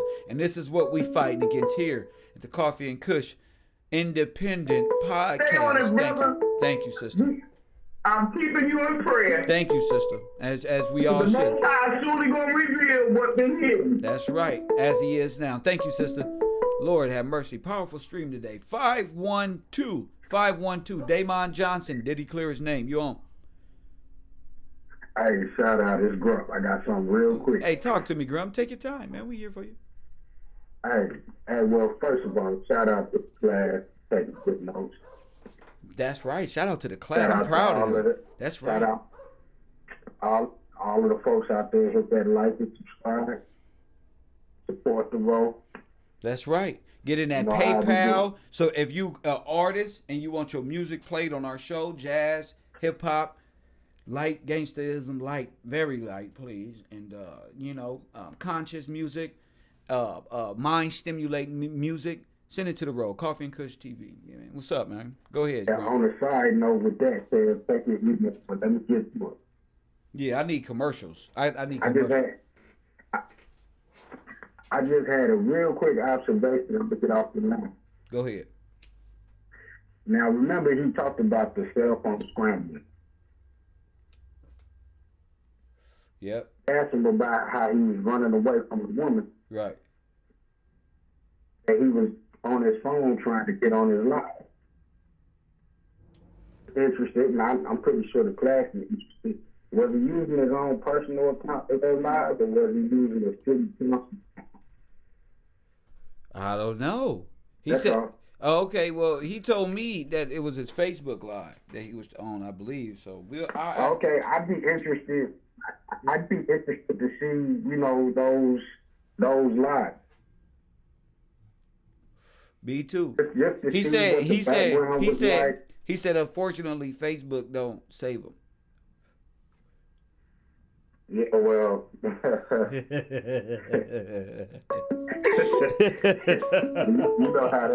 know how that goes there. I'm just saying what he said. I can only say what the brothers say. I know y'all. I know us over here, so I already know. You good? Well, yeah, that's all I have for you. Thanks, Grub. I'm listening to the class. Hit me back, Grub. Hit me back. Puerto Rican cuz, Grump on the line. Grump was on the line clowning the motherfucker. What up, Puerto Rican? You on the mind, man? What's up, man? Daymond Johnson, did he clear his name? Anything particular you wanted to ask him or something? He gonna call back. He gonna do another part to this shit. Kev, this all started from someone wearing a weed pink shirt. It's all started from a weed t-shirt. Go ahead. Now, I don't know anybody that carries their ID for work with them and then talk to police. It was so convenient for him to have it on when he was with clothes on. Normally you use that. We can't hear you. Take your time. Bag away from the phone a little bit. Take your time. Say it again. What'd you say? Nobody what? I said that how convenient it was that is a key of a cop.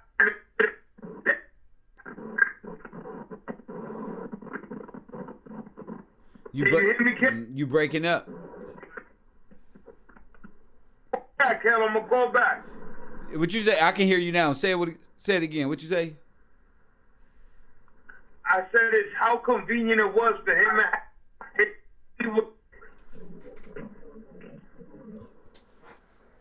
Oh, okay. How convenient everything was for him. No, his ID. He had his ID. Oh, his government ID and shit ready to go. He had everything ready to go. Ready to go. I see what you're saying. And notice he pointed out the two entities, the NOI and the police. Well, actually, no, the crisis actors. The crisis actors, the NOI, the police. No, he pointed out the mayor. What was it?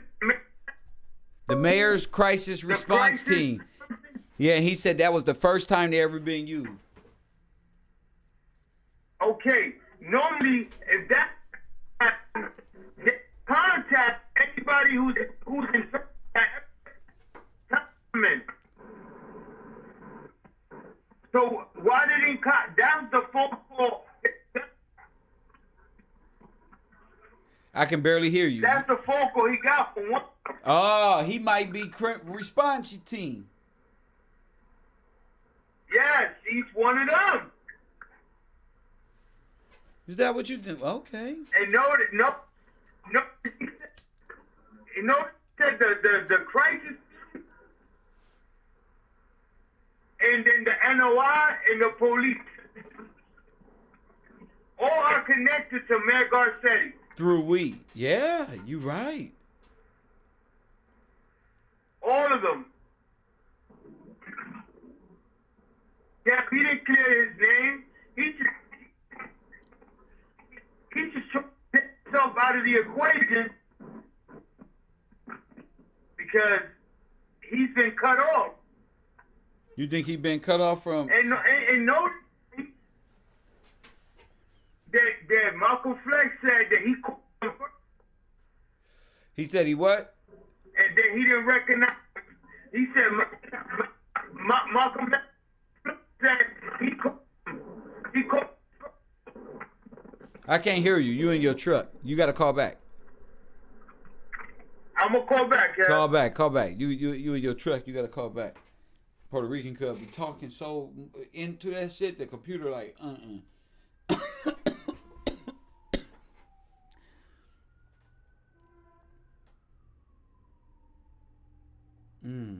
This is more interesting than I thought. Now that I got that right there, it's gonna be dope. All of the grunts on ground zero. It's right, man. Jeez, man. Area code 951, San Bernardino. You on the air? What up? What up, dog? It's your white friend. Fight hard. What's up, Fight Hard? I don't think he cleared his name because he was stuttering in that chat with you, man. He was stuttering. Yeah, and I was watching a couple of videos. The cops should have cameras on them, right? And I was looking up on the roof.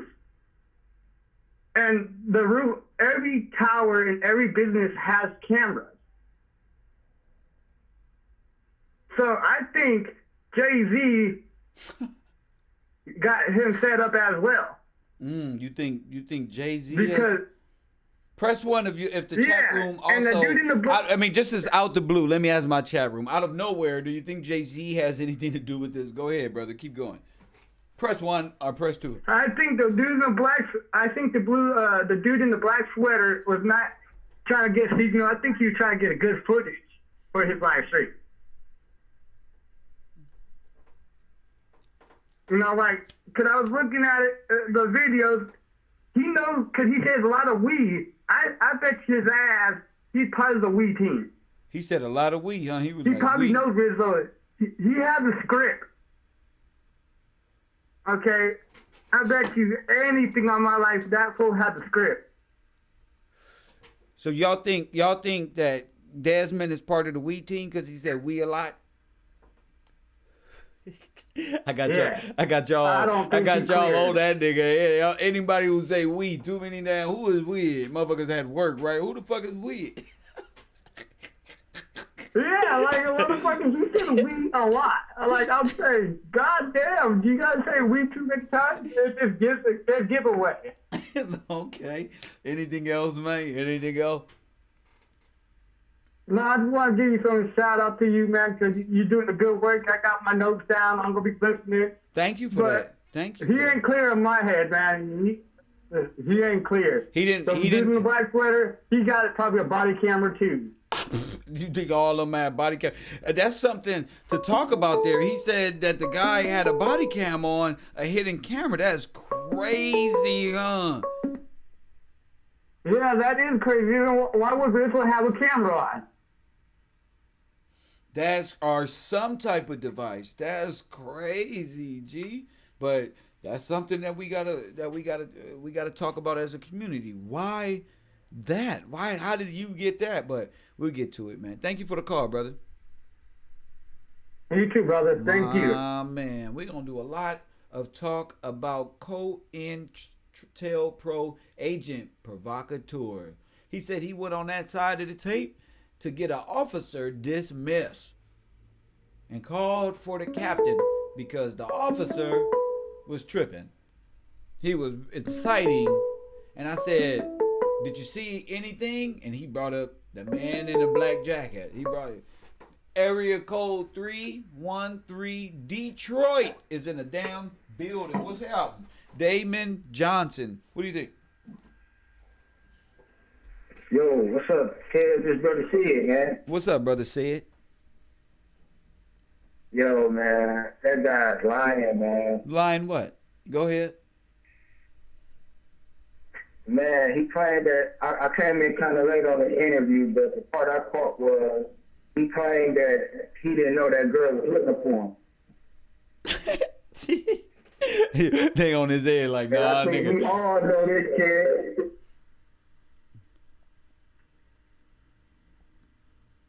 You don't think the girl was looking for him?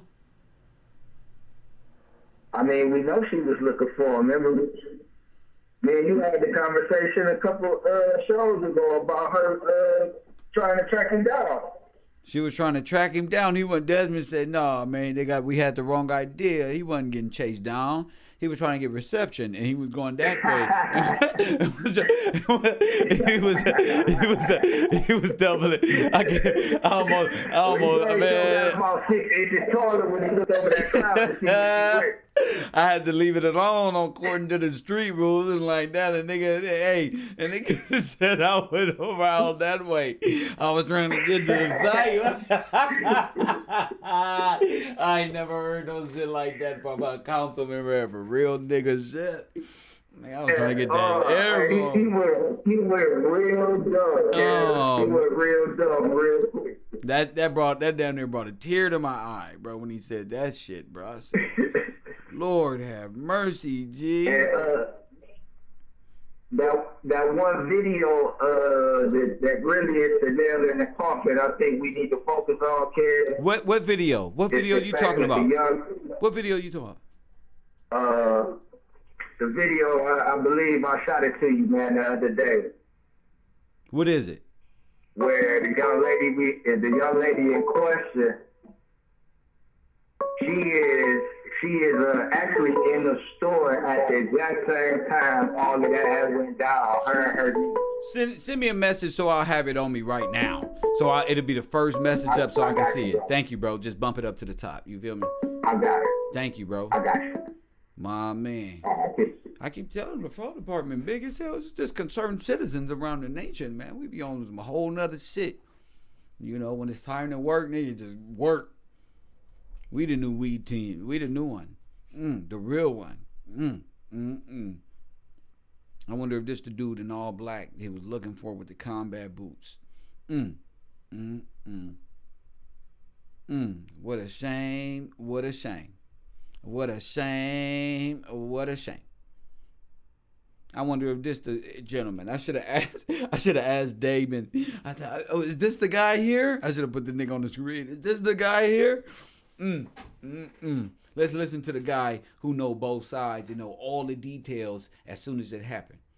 Damon said he got there at 1-something when it just started.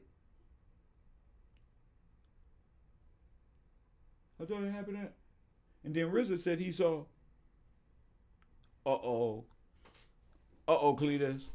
The government's been doing military drills in downtown LA, but in order for them to have a justifiable reason to bring the National Guard down, they have to get us to go crazy to do something, blow up the city or something in order for them to bring the National Guard in. This will do that. This will do that. And because of that, now we have to understand it's not the time for us to kill one another, but it's our time to come together now because the enemy is coming after all of us. Of course. I'm one of them, bro. We all out here. But that's the point. They're going to keep taking us out until we all start rising up and understand we're on the same damn team.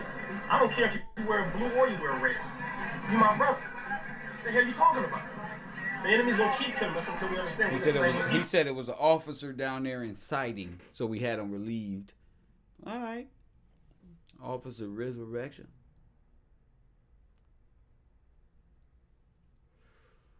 Kev wrote. Only people who understand that we're the same people is this government. They know we all one people. We don't. So, why you all here covering this and you don't know? But he did know because he was there. The we team. And you can't tell me this nigga ain't got eyeliner wrong. You can't tell me none of that. We're not going to speak unless we know the facts. That's another thing we're not going to do. But if you know anybody from the hoods, tell them do not go out and retaliate. Do not go out and shoot up nobody. He said, I'm not going to shoot unless I know the facts. Do that. This is not the time for that. At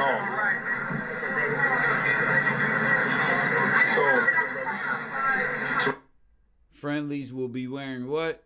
All right. Enemies will be wearing what? All right. What is he doing down here? Talking about on Slauson and Crenshaw. It ain't on police, and police is flooded, and how would they get away? Kev wrote. Yeah, that nigga Kev always got a good show popping. Conspiracy Hour tonight, Coffee and Kush TV 972. Damon Johnson interview. Did he free himself? Did he clear himself? What do you think? Yeah, man, this really. What's up? I don't believe here. One thing I want to elaborate on when he was talking about the body camera. Since we're in a technological era, I believe that they was actually watching live as it was being streamed. So when they can like footage, that's why it's cleared so well. You see what I'm saying? Say it again. You think they was live streaming it at all, huh? Everybody was streaming. Yeah, so they knew their positions because everybody was streaming, so they knew where everybody was. Right, that's why I'm not gonna say it was well covered up, but that's why it's so insidious, and it's like the wool is over people's eyes so well because they were executing live, and then once they got the footage live, that's why that other guy said, I got to get back to the studio so he can go ahead and edit it, and they can go ahead and have it hot ready for the press, which is TMZ, which is the first people that have the story. They're all in cahoots.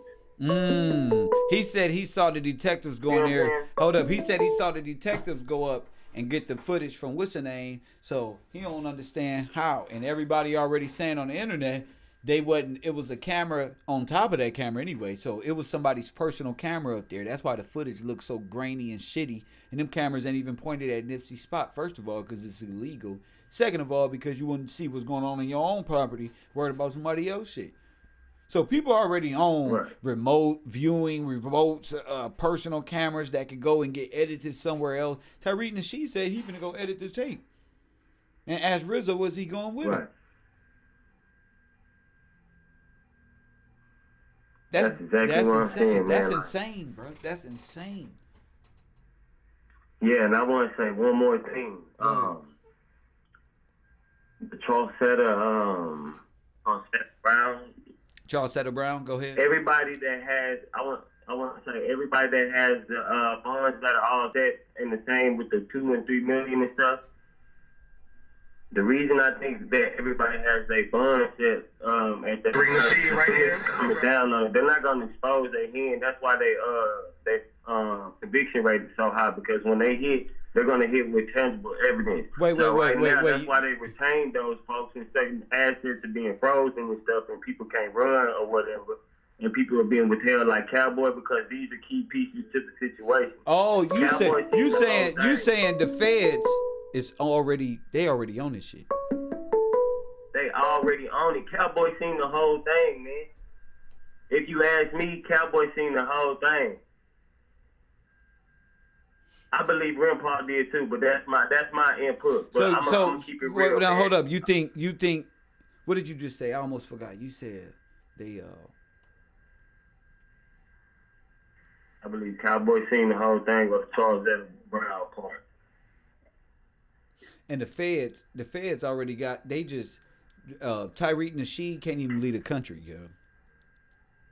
Bingo. He asking for $200,000 from people. Right. But you supposedly got this movie that's supposed to be a $1 million investment. You're supposed to have residual return on that, but the reason you can't get it is because all that's on hold because you're being investigated. You've been investigated. So everything is on hold. Same thing with RZA. Everybody, like you're doing a great job, Kev. Everybody, and I'm not going to just say just you, everybody that's a part of the GIllzGang, Gang, Kev, bro, y'all doing an excellent job, man. You know what I'm saying? Keep your feedback going, you know what I'm saying? Don't be afraid to call in and come to the front of the class, you know what I'm talking about? That's what I'm talking about, fam. It's all right. You know? But, as I digress with this, I'm going to go ahead and say this. Everybody's being picked up. RZA's been picked up. Cowboy's been picked up. Charles Brown and the people in the Wii team have been picked up. Even the lower level people like Kerry, let's not forget about Kerry and them. Even they have been picked up. And they've been granted immunity because check the timeline, Kev. This is the last thing I'm going to say. If you check the timeline, Kerry and them was grabbed first, right? Yeah. Okay. And then after Kerry and them was grabbed, they was given immunity with him and the supposedly getaway driver and stuff, right? Yep. Then following that, now you got the Charles Brown and those people getting incarcerated. You know what I'm talking about? Yeah. I think Kerry locked up. So they give immunity? Did they give statements on the Wii team and them to get immunity? And that's why those people was picking up? Well, Kerry probably got picked up. Kerry's son is picked up. Everybody picked up. Everybody getting beat up or picked up. Right. So, I mean, you right, man. What the fuck, man? Thank you for the call, brother. No doubt, man. My man. Area code 818 Valley. What's up? Yeah. How you doing? Doing pretty good. Pretty good. Yeah. Okay, hey, check this out. Now, the day that Nipsey What's your name? What's your name? Where you calling from? I'm calling from California. I'm in the Valley. All right, go ahead. Okay. The day that Nipsey got killed, I had left that area about maybe 2:45. So once I got home back into the Valley, I don't want to talk about that. I want to talk about Desmond Johnson. I just got an interview. I don't trust him, man. He just everybody that was on that lot is suspects, including him. And everybody's changing information, switching around, trying to cover what they said the first time. It's just jumping everywhere. So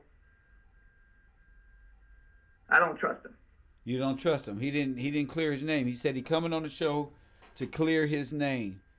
Did he clear his name? No. Not to you. No. It can't. It just can't be cleared. It can't be cleared. Everybody that's talking and everybody that's not talking and then everybody wants to talk now are suspects. And he's a suspect. He can't clear it. You can't clear it. You can't go back what you said or what you didn't say and then switch it and then you want to discuss it. You can't do that. You can't. You just can't do that. But if he do it, he got to be completely clear. He got to be completely honest. You don't think he said anything that cleared a little bit of nothing? Well, let me be honest with you.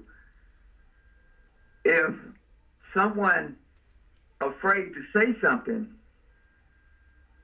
and they can't say nothing, then if he can plead his case in that format, then it open up things about why a lot of people are not saying. What you think it is? What you think about this Charcetta, this weed team, and all that? What do you think about it? Hey man, it's been going around for the longest. What do you think about the weed team and this situation? Not all around, not all over, this situation. Right here. We're gonna stay right here. Property. It's property. It's property. It's just been. What's your name? It's been going on for. My name Mota. Mota? Yeah. Mota in Espanol? Well, Ota, O-T-H-A. O-T-H-A. Ota. Nice. Yeah. I just... Well, what I'm trying to say is this here. I don't want to jump off your topic, what you're saying. But I'm just saying that the first day was shot. The third day I was on the parking lot.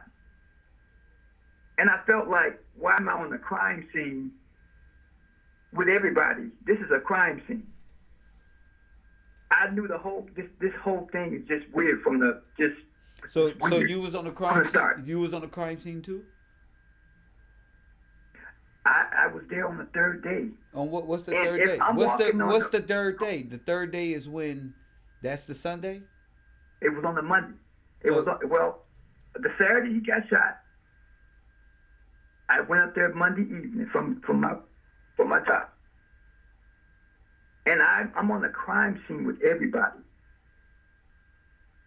and I just felt like this was weird because this is an investigation. So you was there with everybody, and I was there with everybody. Well, on that lot, and I just felt like Saturday you're dead. Monday, I'm on your crime scene where you died at. Go ahead. And I just feel like the whole thing just sounds funny. I want to say one more thing, Jared. Hold up. Wait. Before you say something else, why you say Saturday you dead? Why you say that?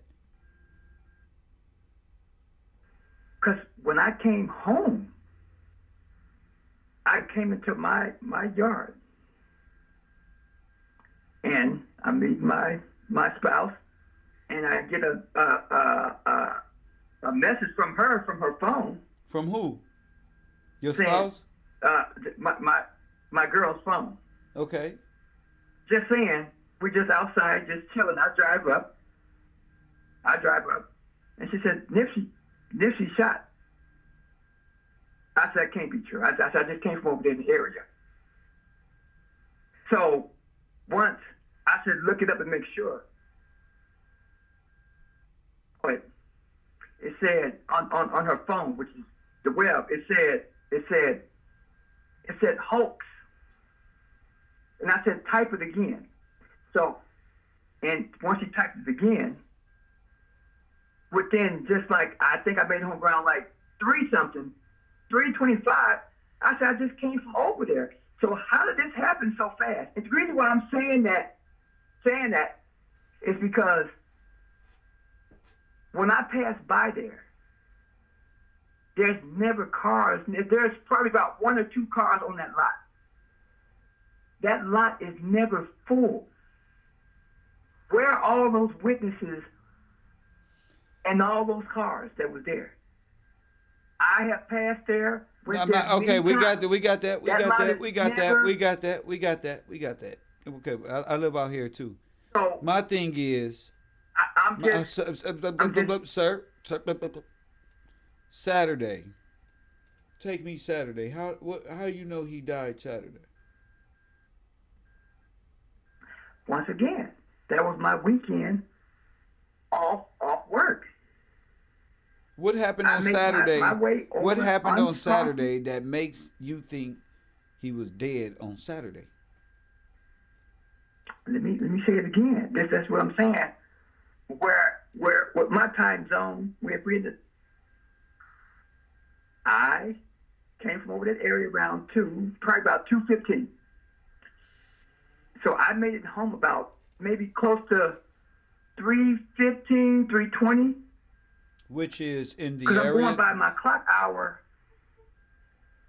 What I saw on my watch, like how the phone itself. And I questioned my girl. I said, I just came from over there in the area. How did this happen? No. Like, no. it was just so fast. Don't jump to your girl. How did this happen? Saturday. How do you know he's dead Saturday? That's what I'm telling you. I was over there in the area. And he was dead. I made my way back home. Because I always. So your girl told you he was dead. Okay, that's what I'm saying. Once I got into the yard, we exchanged words. How you doing? Blah blah blah. Before I know it, getting that news alert, Nipsey was shot. I said, how? Saturday. That wasn't This Saturday. was on a Saturday. That's not a Saturday, sir. It had to be Saturday because Sir, let me say this to you, sir. I'm just telling you something that this is what I went through. So my weekend is off from work. I said to myself, I'm going up there because everybody is going over there. So I'm gonna go after work. That's another day. That's another I went day. right over there. This is too confusing. I'm gonna end this call. I don't know what you're talking about. Life shouldn't be that confusing. The truth is never that confusing.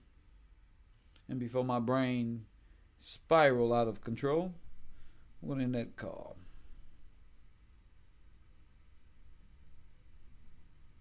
You know what I'm saying? I want to see that video of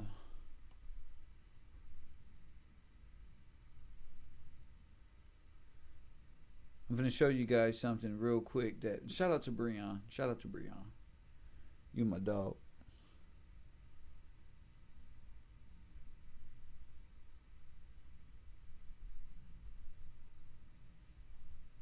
But I upload again.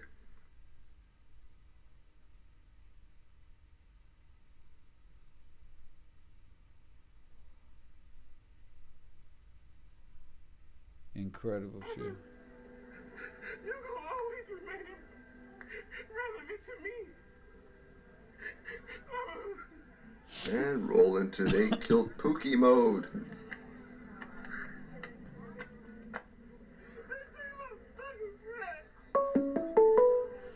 No, this is gonna be good. I'm gonna show y'all the video of Desmond. Desmond saying he couldn't get no video reception. Area code 917. You on air? What up? Hey, what's up? What's your name? It's Juana. Juana from where? What's your name? Where you calling from? Hold on 1 minute. Let me turn my TV down. Give me 1 minute. Yes, ma'am. Uh-oh. All right. Hello, you can hear me? Yeah, I can hear Yeah, I can hear you. Hey, what's up? I want to ask a question, right? Now, when he was on that Tariq Nasheed, saying if anything happened to him, y'all better ride for me. When he was on there? You heard me? You saying when was he on that show? Yeah, I can't even hear. Let me turn this down a little bit more. Wait Yeah, turn it all the way down, boo. Hello? Yeah, go ahead. When he was on Tariq Nasheed. You talking about the date? I don't know. No, right, because remember, that was the clue he probably gave. He probably knew what happened then. That's crazy. I'm gonna go back and Because he find. said, if anything happened to me, y'all better ride for me. But it's funny how he said it on Nasheed Tariq show. It's funny how he said it on his show. Because he didn't say that nowhere else. Yeah, of course. How you been? You been okay? Yeah, I'm all right. I'm good. I'm watching you. Yeah, you stay watching the show. I appreciate the support. You know, shout out to you. Yeah, so I'm sitting here, I'm like, yo, wait, hold up. If not Chief Tariq on the front line, when this was? It's crazy, yo. Well, we gonna get the date on that. Thank you for that. Thank you for that call. Then another thing too, cause Duke, the one that was talking to councilman, and he said RZA, and then he said the light skinned man. Yeah, white man. You said what? He said what? So who else you seen there? He said the white man. I seen him. You ain't hear him? The white man. That's crazy. His name. He was like, yeah, I seen him. And I saw the white man too. Right, and what's his name? Steve Stout? Yeah, the Steve Lobel. Steve Lobel. You was like, who? Steve Lobel? He said, yeah, and then he went for something else. But Steve Lobel is We Team. That right there, he said he seen them there. So he not saying their names, but he's mentioning them by identifying them by what they had on that day. Yeah, you absolutely right. You absolutely right. Maybe he can't say their name, but he's giving us something. That's crazy. I'm glad you picked that up. Thank you, Queen. I'm like, oh my God. Yeah. Incredible. Incredible. Shout out to the sister for making that great point there. You don't get better than that, man.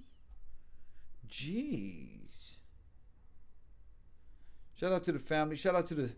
Did I get any super chat today? Shout out to the super chat if anybody out there. I'm not really looking at the chat. And if anybody did hit the super chat today, thank you for being generous and contributing to the fund. If you're not on the Patreon, please do so. I need 500 patrons, and I hope you guys sign up and support the podcast starting at $1. It is what it is. Coffee and Kush TV.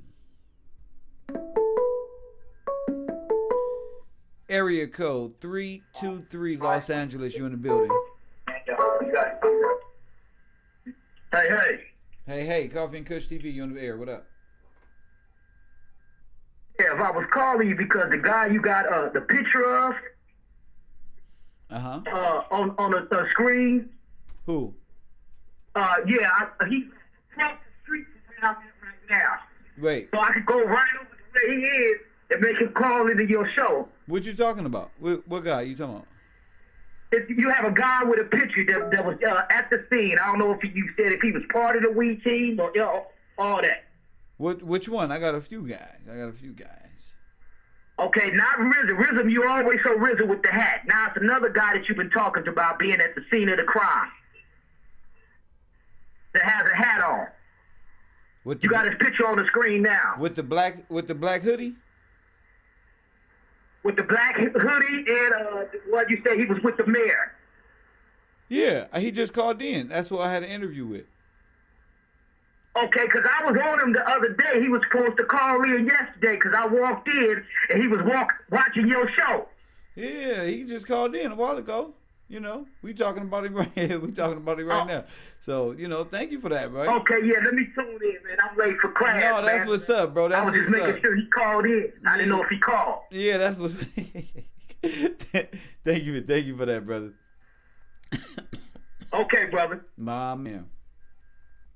Yeah, All right. He called in, brother. Yes, sir. He wasn't playing. He called in.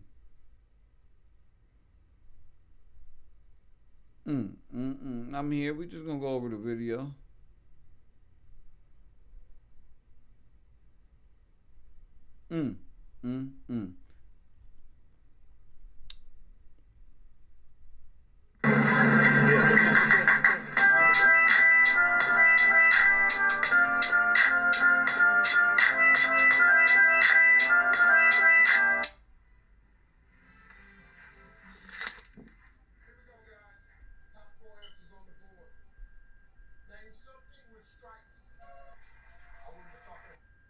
Something good for our own people. There's always people from the outside as well as the inside that love. Coffee and Kush TV, family. handling jealousy to stop us from progressing. And that is something that was not only partially seen here, but that's something that we've seen time and time again all throughout history. So I just say we love our brothers. We're going to end exactly what the hell has been going on, and we're going to end it now. Because I don't care if you're a blood or a crip, you're my brother. And we're going to end that. But we need to understand that there is a bigger that continues to Well, you know, I can call the brother back. Y'all want me to call the brother back? See if he'll pick up and answer some of y'all questions. Talk to me, family. What y'all want me to do? Y'all want to call the brother back, see if he'll pick up, answer some of the questions around here? Y'all crazy as hell. Keep the lines going. We on the air. If you had a chance to ask him, what would you ask? Coffee and Kush TV, 424-209-9506. That's area code 424-209-9506. If you would like to ask the man in the black hoodie, as far as anything, what would you ask him? He's there with Garcetti. He's saying it's bigger than what, you know, what the story was. He has questions of his own, but the people still say he didn't clear his name. Call it in, 424-209-9506. He said he didn't know nothing. He was there spontaneously thereof. Had nothing to do with it. Make sure you guys support the podcast. Patreon.com/Kev GIllz TV, family. Thank you. He's cleared his name. You feel me? And it's a wrap. Talk to me, family. We here. Call it in. 424-209-9506. He not hiding and he not dodging, sir. He said he came here. He called me. This is what people are failing to realize. Listen, y'all. Listen, y'all crazy motherfuckers. He called me. He ain't hiding. He called me. He said, I'm going to come down there. Y'all some funny motherfuckers, man. Y'all some cool motherfuckers. Them motherfuckers call in, G. Coffee and Kush. Coffee and Kush TV. You on the air. What up? What's going on, brothers and sisters? Islam. Number one, step one, you're all wrong. Hold on. This is way off. Calm down. Way off. Calm down. Number two. Calm down. Wait a minute. You're misleading your callers. Number two. Wait a minute, sir. What's your name and where you calling from? Brother Rizza Islam, I'm calling from prison. This ain't no damn brother. Boy, get off my line. Why are you trolling when we having such great dialect, stupid? Why? You're not good at impersonations. You need to give it up. It sucks. You feel me? Well, damn well you ain't no RZA. RZA ain't calling in like that. And RZA gonna call in and say his name Mike. RZA gonna call in and say his name Daniel. He's on his way home from some RZA's good. RZA, I gotta give it to him. He's good. He just make the shit up and go with it. He don't go, this is RZA Islam. RZA say, nigga, this is Michael calling from, I'm in the middle of a goddamn snowstorm. I ain't got time. So listen up. Listen up, motherfucker. And Coffee and Kush TV, you on the air. What up? What up, Kev? Puerto Rican cuz again. What up? You hear me good now? What's up, family? Now I'm just calling in because of the things this dude was saying, man. Go ahead. This dude was like, when he was saying that it was like 1 o'clock. Mm-hmm. Well, the reporters. Hold on. Before you go into my chat, I want my moderators to block everybody who said that was RZA in my chat room. Just go up, just scroll up. It's the last little 20 comments. Just go through a block and don't even time them out. Get them out of here. Listen, ain't nobody here telling me who is what. Don't time them out. Get them out of here. They don't even have room to talk in my chat room. So Mino Libyan, see you tomorrow in class. Dome Ferris Avenue, talking about that's RZA, Kev. You don't even, who are you? Okay. Hold Court 5-2. Guess what? You out of here too. You don't speak up. You feel me? In my room. I don't even know you. Who is you? You don't got too excited. Talking too much. Who else? Am I good? Everybody get popped? Anybody else? Anybody else? Let me see. I'm scrolling. There gotta be one more. I feel like hitting one more nigga. This shit like the slot machine. Who else? Thank you. That make you feel like you're playing a slot machine. Give me one more motherfucker. Thank you, SVP. That was not RZA. You getting a star by your name. Go ahead, bro. You got the flow. I like doing that. I like watching my students, girl. So what I was saying, Kevin, that he mentioned about he was there at 1 o'clock. Go ahead. He didn't want to put himself too close at that time near the crime scene. You know what I'm saying? What you mean? He didn't want to put himself too close with it. Too close near that time when it actually happened. Because he mentioned that the crisis team was there first, and then the Nation of Islam was there too. Right. So that means that tells us that was the moment that he was there at the same time that they was there. Yeah, he fucking said he fucking pointed out what RZA was wearing. RZA's in all black with the black hat, tall, 6'5", he out there with the propaganda. Like, what in God's name? Okay, so go ahead, you got it, brother. So the video, the news channel put on TV that it was 10 o'clock in the morning, Kev. Yeah, remember that? And he said it was 1 o'clock. Who said it was who said it happened at, what was breaking news? Nipsey dead? What time was it? 10 o'clock. And where did we find that out? Right here on the road. People, y'all support the road. That ain't no bullshit ass. So that's real shit. I got the time slot of the official call. That's brilliant. That's brilliant journalism, family. That's brilliant. That's brilliant. Come on, the road, baby. Only the road. Once we said breaking news, 10 o'clock. Oh shit! It was morning when Black Sound ran up out of there. And when Malcolm said they was there when it happened, I'm like, oh shit. We team was there. He That's like, crazy. Me and RZA, and they shut him down. He was done. They like, oh shit. This nigga done told him we was there during the scene. God damn it. During the crime, nigga. He put them there. He put the team there, bro.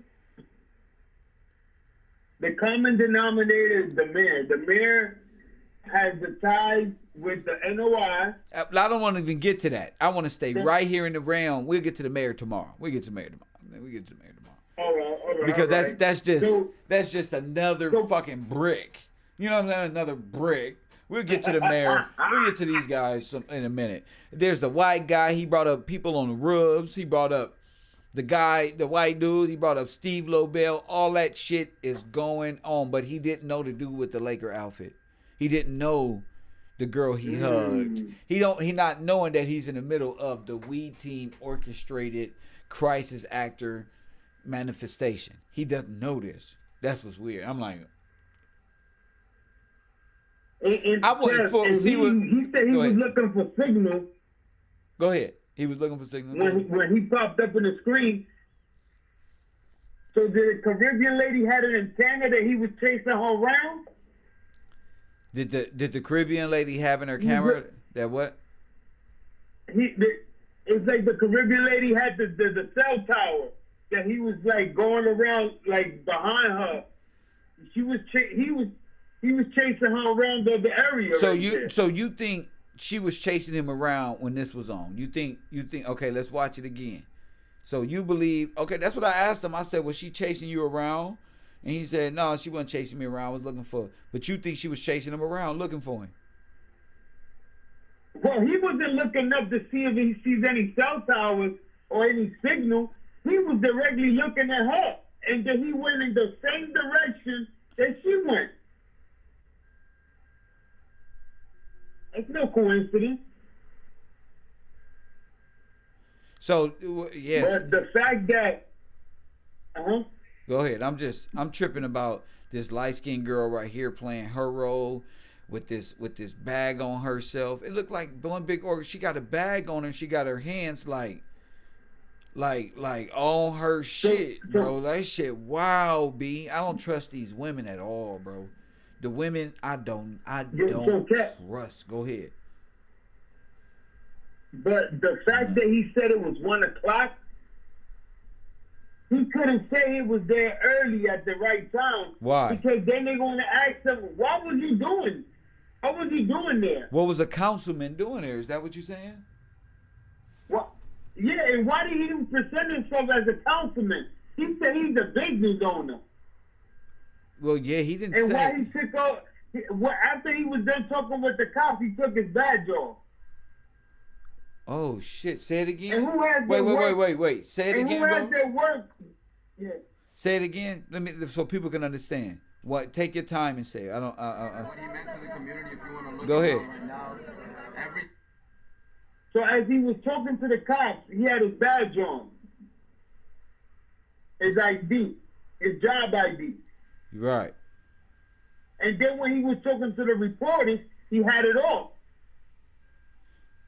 Yeah, he didn't have his badge on when he was talking. He's part of the team too. He didn't say to the reporters, "Hey, I'm the councilman for this area. I work with the mayor." He didn't mention nothing. Outcome for our community. Okay. He was just, I'm a business owner. I live in the area. And why is it that it was them in front of the TV? And if they was interviewed by the cameras, and the cameras say it was 10 o'clock, why doesn't it say it was 10 in the morning? And why he said it's now 1 o'clock?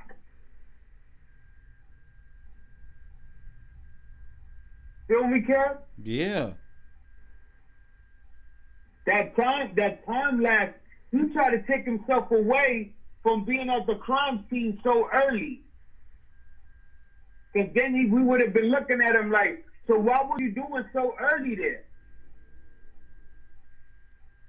Because he mentioned who was there early.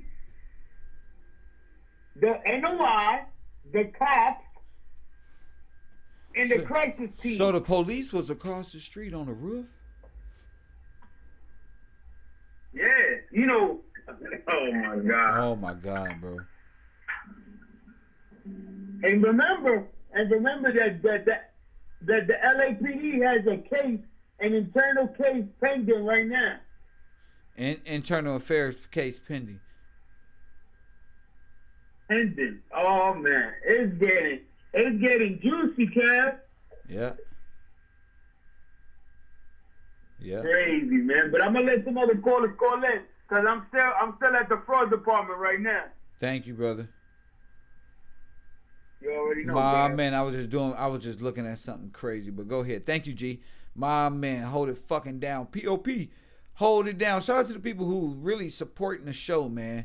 You know what I'm saying? We really need as much community support as we can. This is new journalism, fresh. And we hey man, we doing something that probably ain't never been done. Staying committed to the 5 W's. Who, what, where, when, and why, and sometimes how. But this guy in the back here with this blue Adidas jacket, like I said, man, I'm in relevance of Steve Coakley, the great Steve Coakley, who said, man, friendlies will not be wearing ties, and all of the people who took part in the assassination of Dr. Martin Luther King was not wearing ties that day. And I think that's the thing. That's shit we got to pay attention to, because it's just so happened Adidas company is there like a motherfucker. Them Adidas stripes is there so tough, and Nipsey is wearing Puma. So I'm saying to myself, taking the same concept that Steve Coakley would say, nigga, is all, nigga, what you wearing, they won't be wearing, okay? They gonna make sure, nigga, that if you wear hats that go forward, all my people gonna be wearing hats that for sure go to the back, nigga. You gonna make sure the back of your shit so long, they gonna be able to see you a good guy. You understand, family? You know what I'm saying? It's time to start paying attention to these code, these tactical gloves these people was wearing. This nigga on a bicycle showing up in all type of shit blending in, and motherfucking this nigga talking about what the killers do. The killers just blended in. What's his name? Tariq Nasheed. What the killers do? They just blended in. See? Them type of people. I don't know. And he's saying, Desmond is saying, hey, I just happen to be around. Another tragic loss for the music industry and the people of this community. You can see the very large crowd of mourners who are gathered here at the scene tonight. They've been here since this afternoon. This talented 33-year-old rapper was shot and killed in the South Los Angeles community. He grew there for a community. She talked. Grieving fans say I don't like her spirit. I'm gonna be real. For the community. He was just there for the community, for the kids. Her right there. He made it. He brought it back. He was just there for all of us. I'm one of his biggest fans. I bet you is. I bet you is. He was just there for all of us. One of them East Side bitches. I know ya. I can smell it. For the community, for the kids. He made it. He brought it back. He was just there for all of us. I'm one of his biggest fans. I don't believe none of these people. None of them. And Desmond on the only one that had enough balls to call it in. You feel me? I don't believe it. Man, I don't believe that girl. I don't believe none of them, G. That girl, like that sidekick say, that girl man, I don't trust her spirit, man. Look like she got something to do with this in entirety. Because she clearly said, I did this for you, Ermias. And I said, what? You did this for who? And when I heard her say that out of her own mouth, I knew she had something to do with the assassination of Nipsey Hussle being there. You feel me?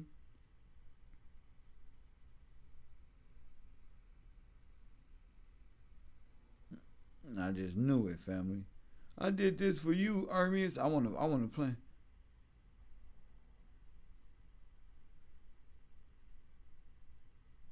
I need to get that video. I did this for you, Ermias. Once I get that back, now, because I just had it a while ago. I lost it in transition with all these other videos, man. But it's a shame when these people say that stuff and you get, I did this for you, Ermias. I mean, even Councilman Damon Johnson said that's suspect. Okay, that's suspect. And you got to give him credit for at least finding that was suspect as hell. So we ain't tripping when we say Floridian slips. Yeah, bro, we don't be tripping when we say that, man. You know? Yeah. Model, and he was willing to hire her. He cared about us. Well, let's get a little closer. You don't understand what he meant to her. Listen. Yeah, I thought we were done with the drought in California. I thought all that recent rain we had would, make the lands more moist. We're still in drought, obviously. He still came around and supported everybody. Listen to the baby seal. Watch this one. She got a whole pouch around her shit. Easy access to a weapon, cause I don't give a fuck about none of that. Pregnant, I don't give a fuck about none of that. This is all questionable to me. Cause when that lady came looking for that dude with when that lady came looking, she was highly nervous. Highly. The devil don't discriminate. The devil right? The devil don't discriminate. The devil be player hating. Why somebody that cared?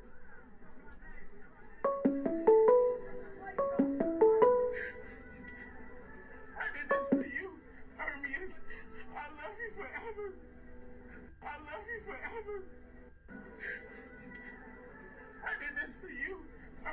Confession.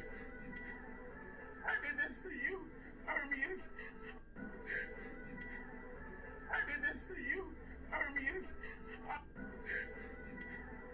I did this for you, Hermes. I did this for you, Hermes. Okay then. Okay then.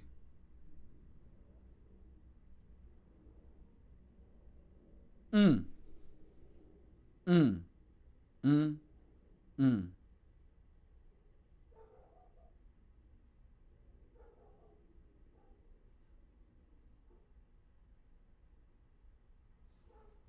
Mm. Mm. Mm.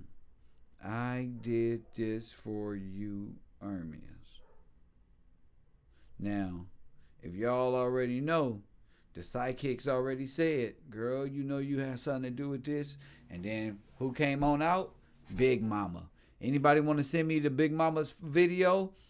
Hey, Breon, if you got that video out there, Big Mama threatening them sidekicks, oh my goodness.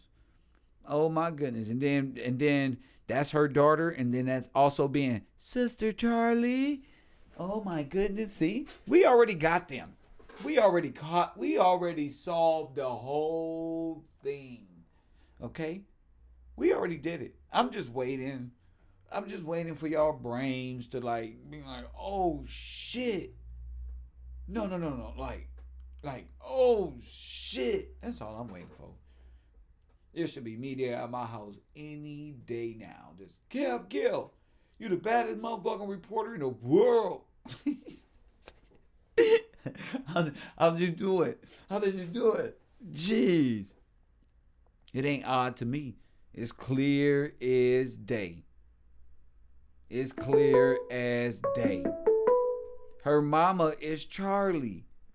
And we already know Sister Charlie. The Coffee and Kush, we team. You on the air. What up? What's up? This is Afghanistan, man. What's up with you, Kev? Well, sitting there chilling. See you on their head tonight, man. You got their foot all in their neck. Man, I love that. Man, well, Desmond said he wanted to clear his name and gave up some info, and we all over it. What's happening? Yeah, you said that if we had some questions for him to call in, so I got some questions for his ass. Go ahead. All right, my first question is, we know that I'm getting the feedback, man, but I'm gonna try to talk over it. Yeah, talk over the feedback. You my first question is, when the lady with the big boobs sat down by the car wash, DAYMOND was standing right there by her. Oh, now, if she God. had this pistol on her the whole time, to me, that's the perfect opportunity for the handoff. But he's acting like he don't have no idea who this lady is, but he followed her everywhere around the crime scene. So I got a big question about that. Also, the White House that had the big satellite in it that belonged to the retired sheriff, if he owned a business in that neighborhood, he know who that dude is. I would just like to ask him, does he have a relationship with this gentleman? Or does he know how long he been tenured in the neighborhood? Because that satellite got something to do with what's going on. That's crazy. Remember that caller who just called in that old man? I don't know. That dude sounded suspicious. The first house I thought of was like... No, but Kev, I don't know, man. If it truly didn't happen that day, that old dude knows something. He said but Saturday. If he just straight tripping, what made me believe him when he said I was Saturday, I'm off on the weekend, he make it seem like his routine, like a routine. So, but this day, he seen all these people, like he couldn't understand it. Oh, but can I say one more? I got you. Like he OG, so he living off a basic routine, and on Saturday he got his routine. Okay, so he get his monthly check. He going to the store. This is what I would. Okay, I get it. Okay, he doing his normal routine. Now check this out. Okay, check in real life. Out, let me explain it. Let me explain it for the crowd. He's actually an older gentleman who who called in and pretty much told us everything we seen on social media happened the day before. Cause I passed through there, okay? Like that type of shit. Like he was on Saturday mode. Saturday, Nipsey was at the basketball game, though. Correct? Last time I commented on that, you went off on me, so I'm gonna leave that one alone. Yeah, man, that's what they said. That's what I saw, so that's what we got to roll with. If I went off on you, I apologize. It is what it is. It was with Steve Lobel. It's cool, man. We gonna keep it moving, though. But yeah, go ahead. I don't know if you know Kev Rowe, but DAYMOND on his internet page, online, he got a picture with 2 Black Panthers in his early 20s. And he says in the quote about he been an activist since 1988. Now, I don't know if that have anything to do with this, but that just seemed awfully suspicious, like Black Panthers activists, Tupac, Biggie. I mean, it's too much of a correlation. Right. And my last point, the last thing I wanted to say, if this dude was truly there at 1 o'clock, then that means it happened earlier in the day. If it happened that day at all. If it happened that day at all. But that would mean Joel James' story is bull stuff. Because if she say she was there at 1:31, she would have been in the aftermath as well as Damon. Right. And she wasn't there. So we got to really, as a team, put this time frame together and look at and pick apart who's telling what truth. You know, perspective is everything. So I just wanted different perspectives according to what it was, you know. So you right, you're on to something here. Ain't gonna hold you, bro. Keep your foot on their neck. Thank you, brother. We all doing the same. Afghanistan, man. My man. Shout out Afghanistan, man. My man. 317 in the damn building. Thank you, brother.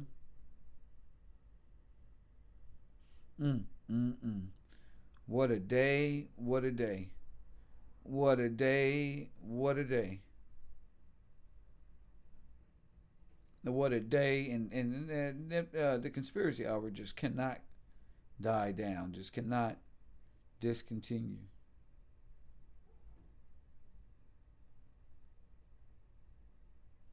You know what I'm saying? It's just flowing. It is what it is. I mean, and nothing I can do about it. It is what it is. You know, people got to start waking up to this truth, family. Make sure y'all hit that like button and subscribe and tune in to the most underrated podcast on the net. No, we ain't talking about none of that goofy stuff. We'll get to that later. You know what I'm saying?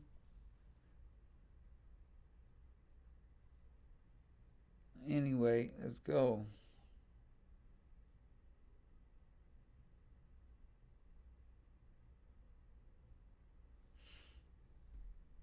What's happening? Any more calls? I can get out of here. It's 5:49. I can get out of here and live my life. Huh? I can get out of here. Huh? I did this for you, Ermias.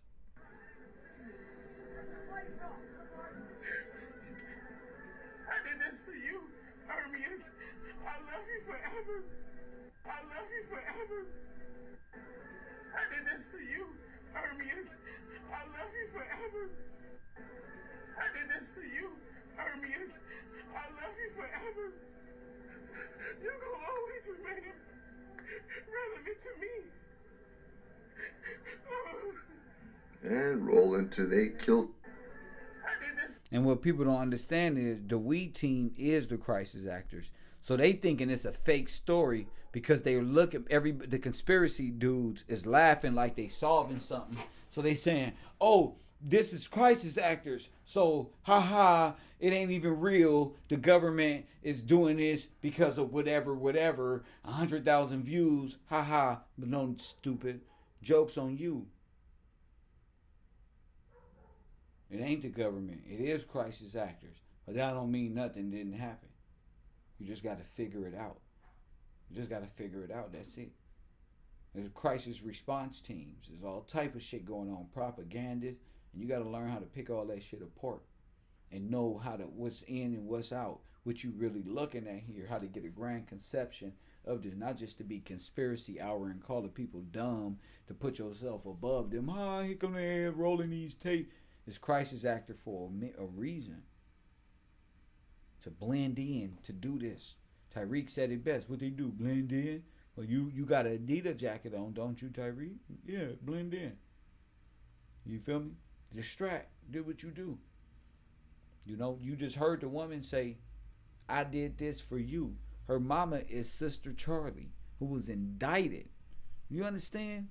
Indicted on 68 counts of fraud department shit. So all that is this, or I think it's that. I already know what happened.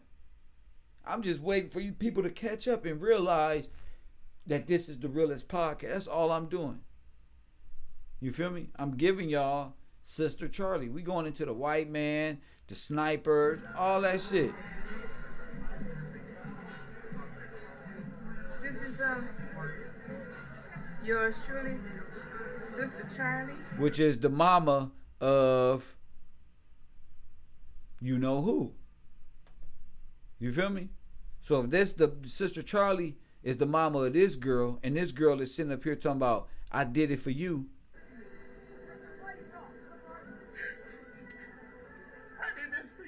All right, and then you go over here, and then you type in LAPD 68 count felony arrest, like Kev GIllz love to do, right? And then you pull this up, right? Right after it all went down, right? Check, and then we go down and find out that Sister Charlie is real estate fraud, and got $1.2 million bill with her son, right? Now, don't act like y'all don't know that they We Team now. You feel me, Desmond? Because all you got to do is go to We Team Security, Desmond. Type that in and watch what the internet do. Bring up We Team Security, Desmond. And guess who I see over here? Desmond. Let me see. You see Desmond? Just how easy it is, Desmond, councilman. I'm going to go for councilman. I'm going for councilman, Desmond. I think I can win the 8th district. I'm from 10th Avenue in Hyde Park. I like to get shit done, Desmond. See that, Desmond? Look. You see that, Desmond? Okay. Now, this is the owner of the We Team right here. Okay? She has many aliases, as this description of LAPD says here. Okay? You want to read this? Huh? Okay. She's also been identified. Now the count is always up to 200 felony counts. Internal revenue, stealing properties, signatures. The same thing that happened in Nipsey Hussle, Mr. Desmond. What I need you for, Desmond. We can heal the world, Desmond. And look who on here, Desmond. Look, Desmond. Look what we found over here. The best investigative, Desmond. Look, clients. Look, I don't think these is clients though, Desmond. I think these the owners, Desmond. Look, Desmond. And guess who over there? Look, emergency response team. Now, Desmond. That's crazy, right? This ain't right. That this dude can be in business or anything with the We Team owners and son, of course, and Suge Knight failed real estate attorney here. Huh? So y'all can think I'm some little ass YouTuber if you want to. It's your prerogative. You can be the same people who in my real life be like, I don't know why you think like that. But go ahead, I ain't tripping. Coffee and Kush TV 916, you on the air. What up? What's up, Teach? What's up, family? This has been too calling. Yeah, man. That's what I'm sitting up there calling with this bad story, this bad script he got. As a city councilman, shouldn't you know all this paperwork and stuff like that for the buildings and these zones and codes and stuff like that? Don't you think you should know that already, Teach? Should he know the zones? About the properties? He don't know them? Yeah, his own districts. He acting like he don't know it, you know? Like he didn't know Nipsey had that store right there, like the properties and the property that he bought and stuff like that. I know they got people on the upper level, but But he said himself, you have to go through two different levels. You got to start go. at the bottom. Yeah, you go through him. You go through. To sign the paperwork. You go through his boss, which is Harris, Marquise Harris Dawson, and then you go to his boss, which is the mayor. Go ahead. Which is the mayor, and they have to get all these approvals. Right. So if you're in that district, you know all this stuff already. You goddamn right, man. Go ahead. And that's what pissed me off. He up here playing dumb, like he don't know, like he don't have no involvement, like he don't know that this girl is Mexico's friend. You see, because he knows if you have ties with these people, you know who's always around, especially the people who close, not just the security. You know, baby mamas. You know what I'm saying? The people want all that information whenever you fill out for a company and all this stuff like this. They need to know information about your family members, who's going to be involved, your partners, all this stuff. And that all has to go up in these paperwork when you buy these properties.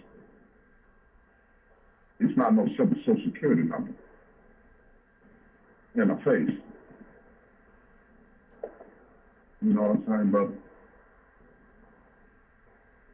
I don't know if you catching everything where I'm going with it. Yeah, I'm just letting you go, bro. I'm just letting you go with no disturbances, bro. I catch what you're saying. Go ahead. So it go back to, what do you call it, the AEG? That's AEG, correct me if I'm wrong. Yes, sir. Yes, sir. And he know everything on the planet from 10, 20 years, because he has to review this. He's a councilman. He has access to all this all the time. And it bothers me that we have our people constantly. So Desmond is the guy that would know all that? Yes, he would. Yes, he would. He would know all this information. I just want that bank statement from that gas station, the timestamp, the store number, and the purchase he made,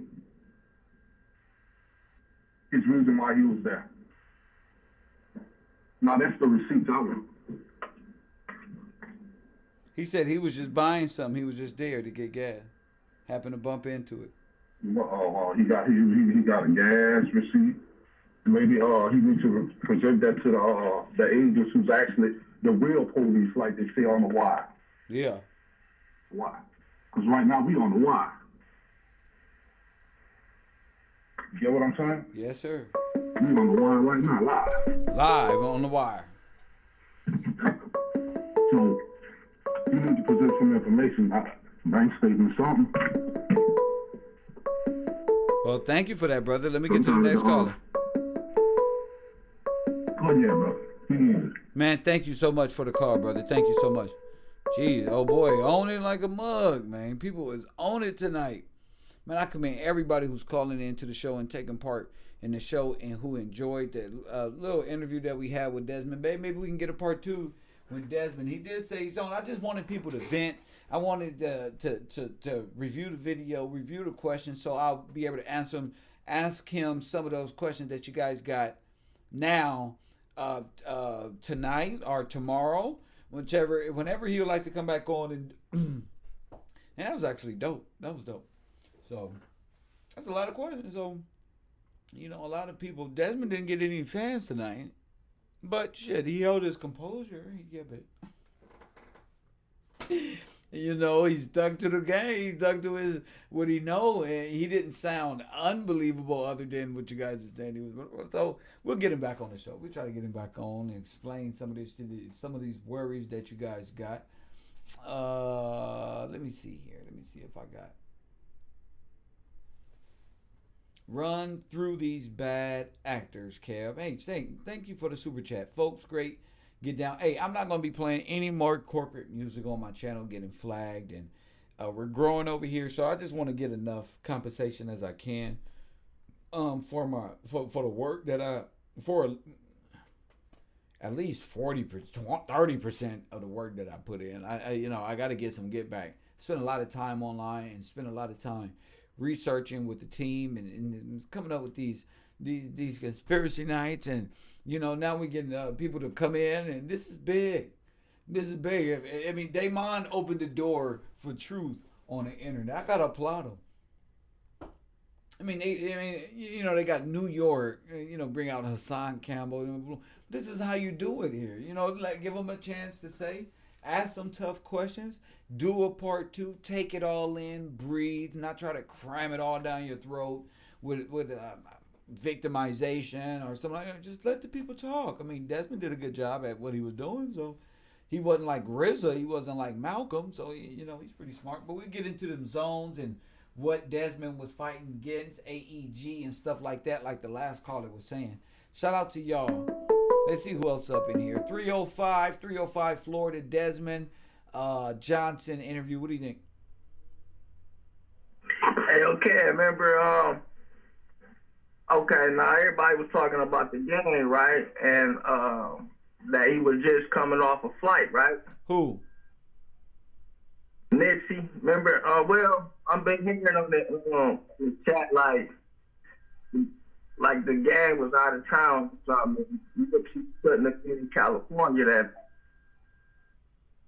the gang was in Anaheim, California. So when you got that caller from something about Saturday night, they might have been on to something.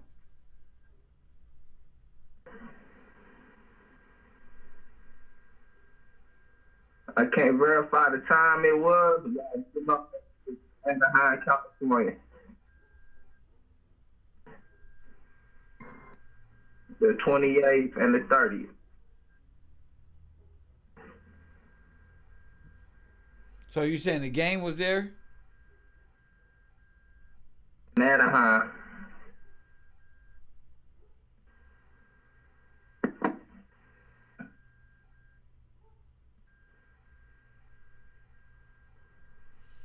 Well, we'll get to that too. Thank you for that, brother. All right, no problem. My man. I got so much going on, man. I can't even focus on one thing. People just make your points and do your thing, man. I got so much stuff on my brain right now. It's just floating around. Hey, man, I want to show y'all JT, the bigger figure from the Weed team. A lot of people don't know JT, the bigger figure, is in Africa, man. And he's man, I told y'all about Epstein in Hollywood, sex trafficking, girls. He don't put prices. He's naming names, and I'm enjoying every bit of it because he was there with the Weed team when it was with Chief Beck, all circled up. And a lot of you guys don't know JT, the bigger figure. He just said Snoop and Game are the biggest sellouts. He's in Africa. He said he calling out names. He called himself a devil, so don't get too friendly with the guy. I mean, he said he's a devil, but he been commanded to do the right thing. Which is crazy. Shit. You know what I'm saying, fam? If y'all don't know who JT the bigger figure is, man, that boy came out and said the Weed team game sold out. Here we go, right here. You see him right here. He's in Africa. He ran. He ain't coming back. He said sex trafficking, all that. Now this guy right here is Weed team. He's in the paperwork of Weed team as far as owning. as far as board. As long as with his wife, I believe, is a part of the weed team too. This is Nation of Islam. This is all crazy shit here. This whole picture is crazy.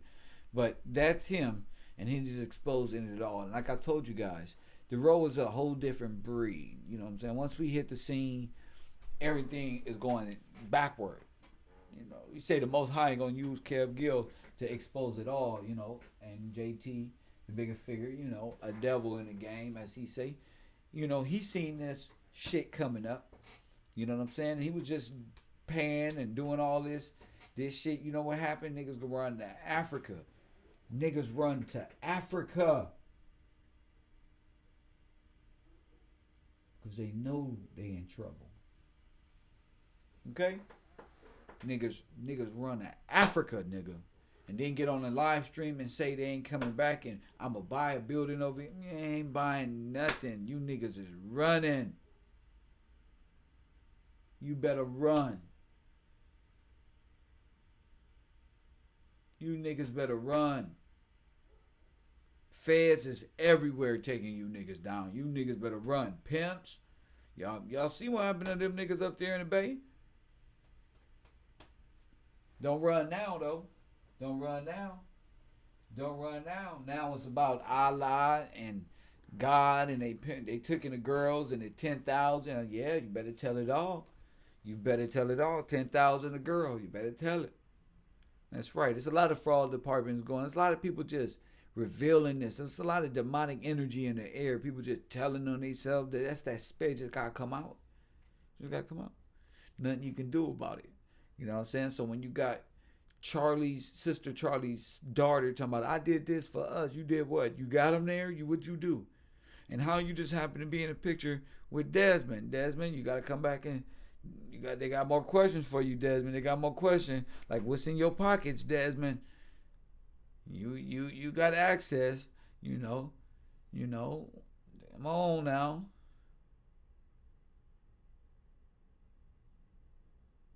Because I really believe what we witnessing is an orchestrated getaway, get in, get out, get away, blend in with the people, get everybody down here and help.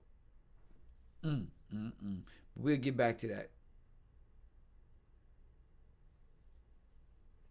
75,000 black women missing. JT is the voice for black women. Just because you say 75,000 black women is missing don't mean you a goddamn voice for nothing. That's in the newspaper. So the newspaper is the damn voice. That's where they got it from. Don't be so gullible because somebody said. That don't mean you ain't took part in that. That don't mean you was silent. You wasn't silent watching that shit. So what? Like I say, Hassan Campbell, you niggas is 35, 40, 50, 60 years old, acting like y'all 15, 16, like a nigga can't see through the shit. You know what I'm saying? It'd be a lot of you sisters out there with that same mentality that give these demons and these devils the power over good black men. So if I was you, I'd sit down and shut the fuck up. Because good black men is tired of demonic-minded sisters like you who say he speak for black women when he said he's a demon. What's wrong with you? May God have mercy on y'all's soul. Just typing in a computer. Sick-minded individual. We do all this work because it's real and your brain is gone. Don't make no damn sense. Get her out of my classroom. Get her out of here. And I hate reading dumb stuff. Oh, demonic old Jezebel ass. Get up out of here. Ain't never got nothing progressive to say. Never. Always brains. You niggas got ADD. Y'all niggas be thinking about other shit and other chats and other things. Who cares? We talking about what's important. Nipsey said, ride for him. And that's what I did. That's what we doing. He never said he was a demon, damn fool. Yes, he did say he was a demon. He said he's a devil. What you talking about? I was watching his stream this morning. See, that's your problem. That's your problem. He said he was a devil. You not listening. You not listening. You just, see, you people just hear what y'all want to. You know what I'm saying? Y'all just hear what y'all want to. And y'all don't became fans of demons and devils. That's what it is. Y'all became fans of demons and devils, and you don't know what to do. Your brain is confused. You think I'm telling you something wrong. You don't hear the nigga say, I'm a devil. You don't hear that because you worship man. You feel me? You feel me? How can he speak for black women if he ain't never been a black woman? You can speak for black women just like black women can speak for black men. You can do that. You know what I'm saying? You feel me? You ain't watched them? You didn't watch them do all this? Do I gotta play this? And nigga, that's why ain't nobody never got no benefit but you niggas. So therefore, it's time for you niggas to die. Nigga, we about to be a strong black nation. And if I gotta die for it and go to jail for it and be hated for it, I'm ready to see the black nation strong, nigga. I wanna see a man that love his wife, nigga. Fuck a hoe. See, that sound good. But when you taking part in it, and when you in it, and when you around these people, when you around these people and you back here, you shouldn't have been back there. You ain't got no business there. So they can have children and then be strong, nigga. Fuck this shit. You niggas is having babies with your hoes, nigga. You burying niggas like Filthy Rich and them have. I can't even. I just can't listen to the filth. I just can't listen. These people is psychologically warped and just lost in their own paradigm, and it's unfortunate that that shit turn out the way it turned out. You know what I'm saying? I can only focus on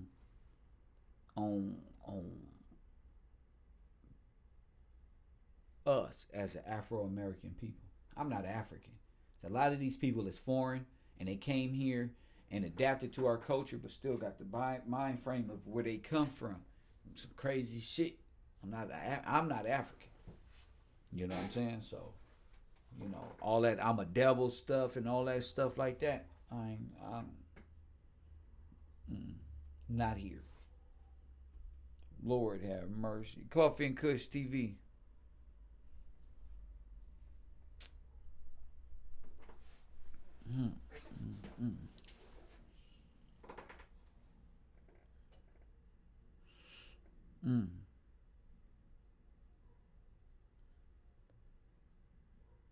Yeah, the Most High even said that. To these people, the truth sound like a lie. The Most High is accurate on everything. The truth sound like a lie. Who changed the lie to the truth and the truth to the lie? These old crackhead ass troll following idols on the internet need to wake up from their little dream. That's all. They be celebrating until their favorite YouTube star get caught and handcuffed and bagged and charged as an accessory. Like Hassan. When they get this nigga, when they finish with him, what the fuck is those same people gonna be retarded? They're gonna be just disperse and go somewhere else and agree with something else. These people don't care about these tubers. About this person who's saying this stuff in the chat room don't care about him. You know what I'm saying? He said it himself, I'm a devil. And if he say I'm a devil, you can take him up on that. He been around devils that whole time. That's what it is. You feel me? I never call myself a devil. This fucking United States and these people who carry this perception has been putting this on us this whole time and making us think from a base level, demonic level anyway. So to come out of her and for somebody to say they don't see devil or get the fuck out of here. Got time for that little kid shit. You know. Most High raise you up, you gotta be raised up. Ain't no going back. Ain't no, oh, no, he didn't mean that. And no, they don't really sacrifice. And no, that's my favorite actor. Or no, they would never do that. That's Kevin Spacey. No, they wouldn't do that. That's idol worship. That's putting this person's face and image before reality and facts and paperwork. What's in front of you. That's idol worship. Y'all see these people as gods, and it's really a shame. When Smoke Perp passed away a year ago, he said he sold his soul to the devil. See how that work out. It's that fake love and that fake emoji ass sadness that you niggas got bouncing around looking like cyber fucking small wonders, computer head ass motherfuckers. Oh, sending me, I don't want no emojis in my text. I hate emojis. I hate them. They do something to my brain to make me think you really like them. You not like that. Like, I'm not doing that with y'all computer head. I'm staying real. You want to holler at me, and I'm in person. 100% human being. And when they say social media, I'm fucking social media. I'm a social person. The hell? Getting caught up in the illusion. Kev Rowe are nothing. Kev Rowe are nothing. And I'll stand on that. We come a long way. You know what I'm saying? For people to be playing, I'm going to get moderators that bust the troll. I mean, anybody that's not paying attention at this level, I'm capping. Because I should not, as the professor, as the Buddha, as the captain, as the dictator, as the president, El Presidente, as Michael Jackson, I should not be distracted by none of these little puny brains in my dojo. This is mental karate around here. If you ain't prepared to be smart, then shut up and train, my son. Just shut up and train. Hey, what do you think about this? Call me in and say something dumb and fuck all that. What do you know about life? And when we talk about relationships, what do you know? I don't want nobody with no kids come calling me about how people should take care of children and you ain't got nothing. And you 40-year-old man, fuck out of here. No, make men masculine again. No facial hair, no care. No facial hair, no puede. Si se puede, girl. Si se puede. I ain't going for none of this backwards, backdoor, foreign nation technology, Tariq Nasheed, editing, Rizza Islam, perpetrating, Malcolm Flex, hate, none of this shit. Sadnatter, none of this shit weak as hell. Boyce Watkins weak as hell. Listen to these black people on this internet make my head hurt. All they do is scream and be like, I got all this illusion to black people. Why we don't? Why we don't? And why we don't? And why they?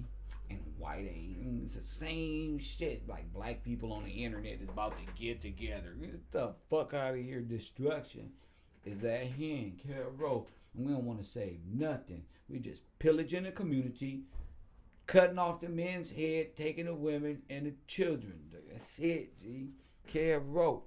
Make sure y'all tune into the show, man. I might come back on if Puerto Rican cuz come back on. You know what I'm saying? I'm here for the role. You know what I'm saying? Support Conspiracy Hour, Carol, and as always,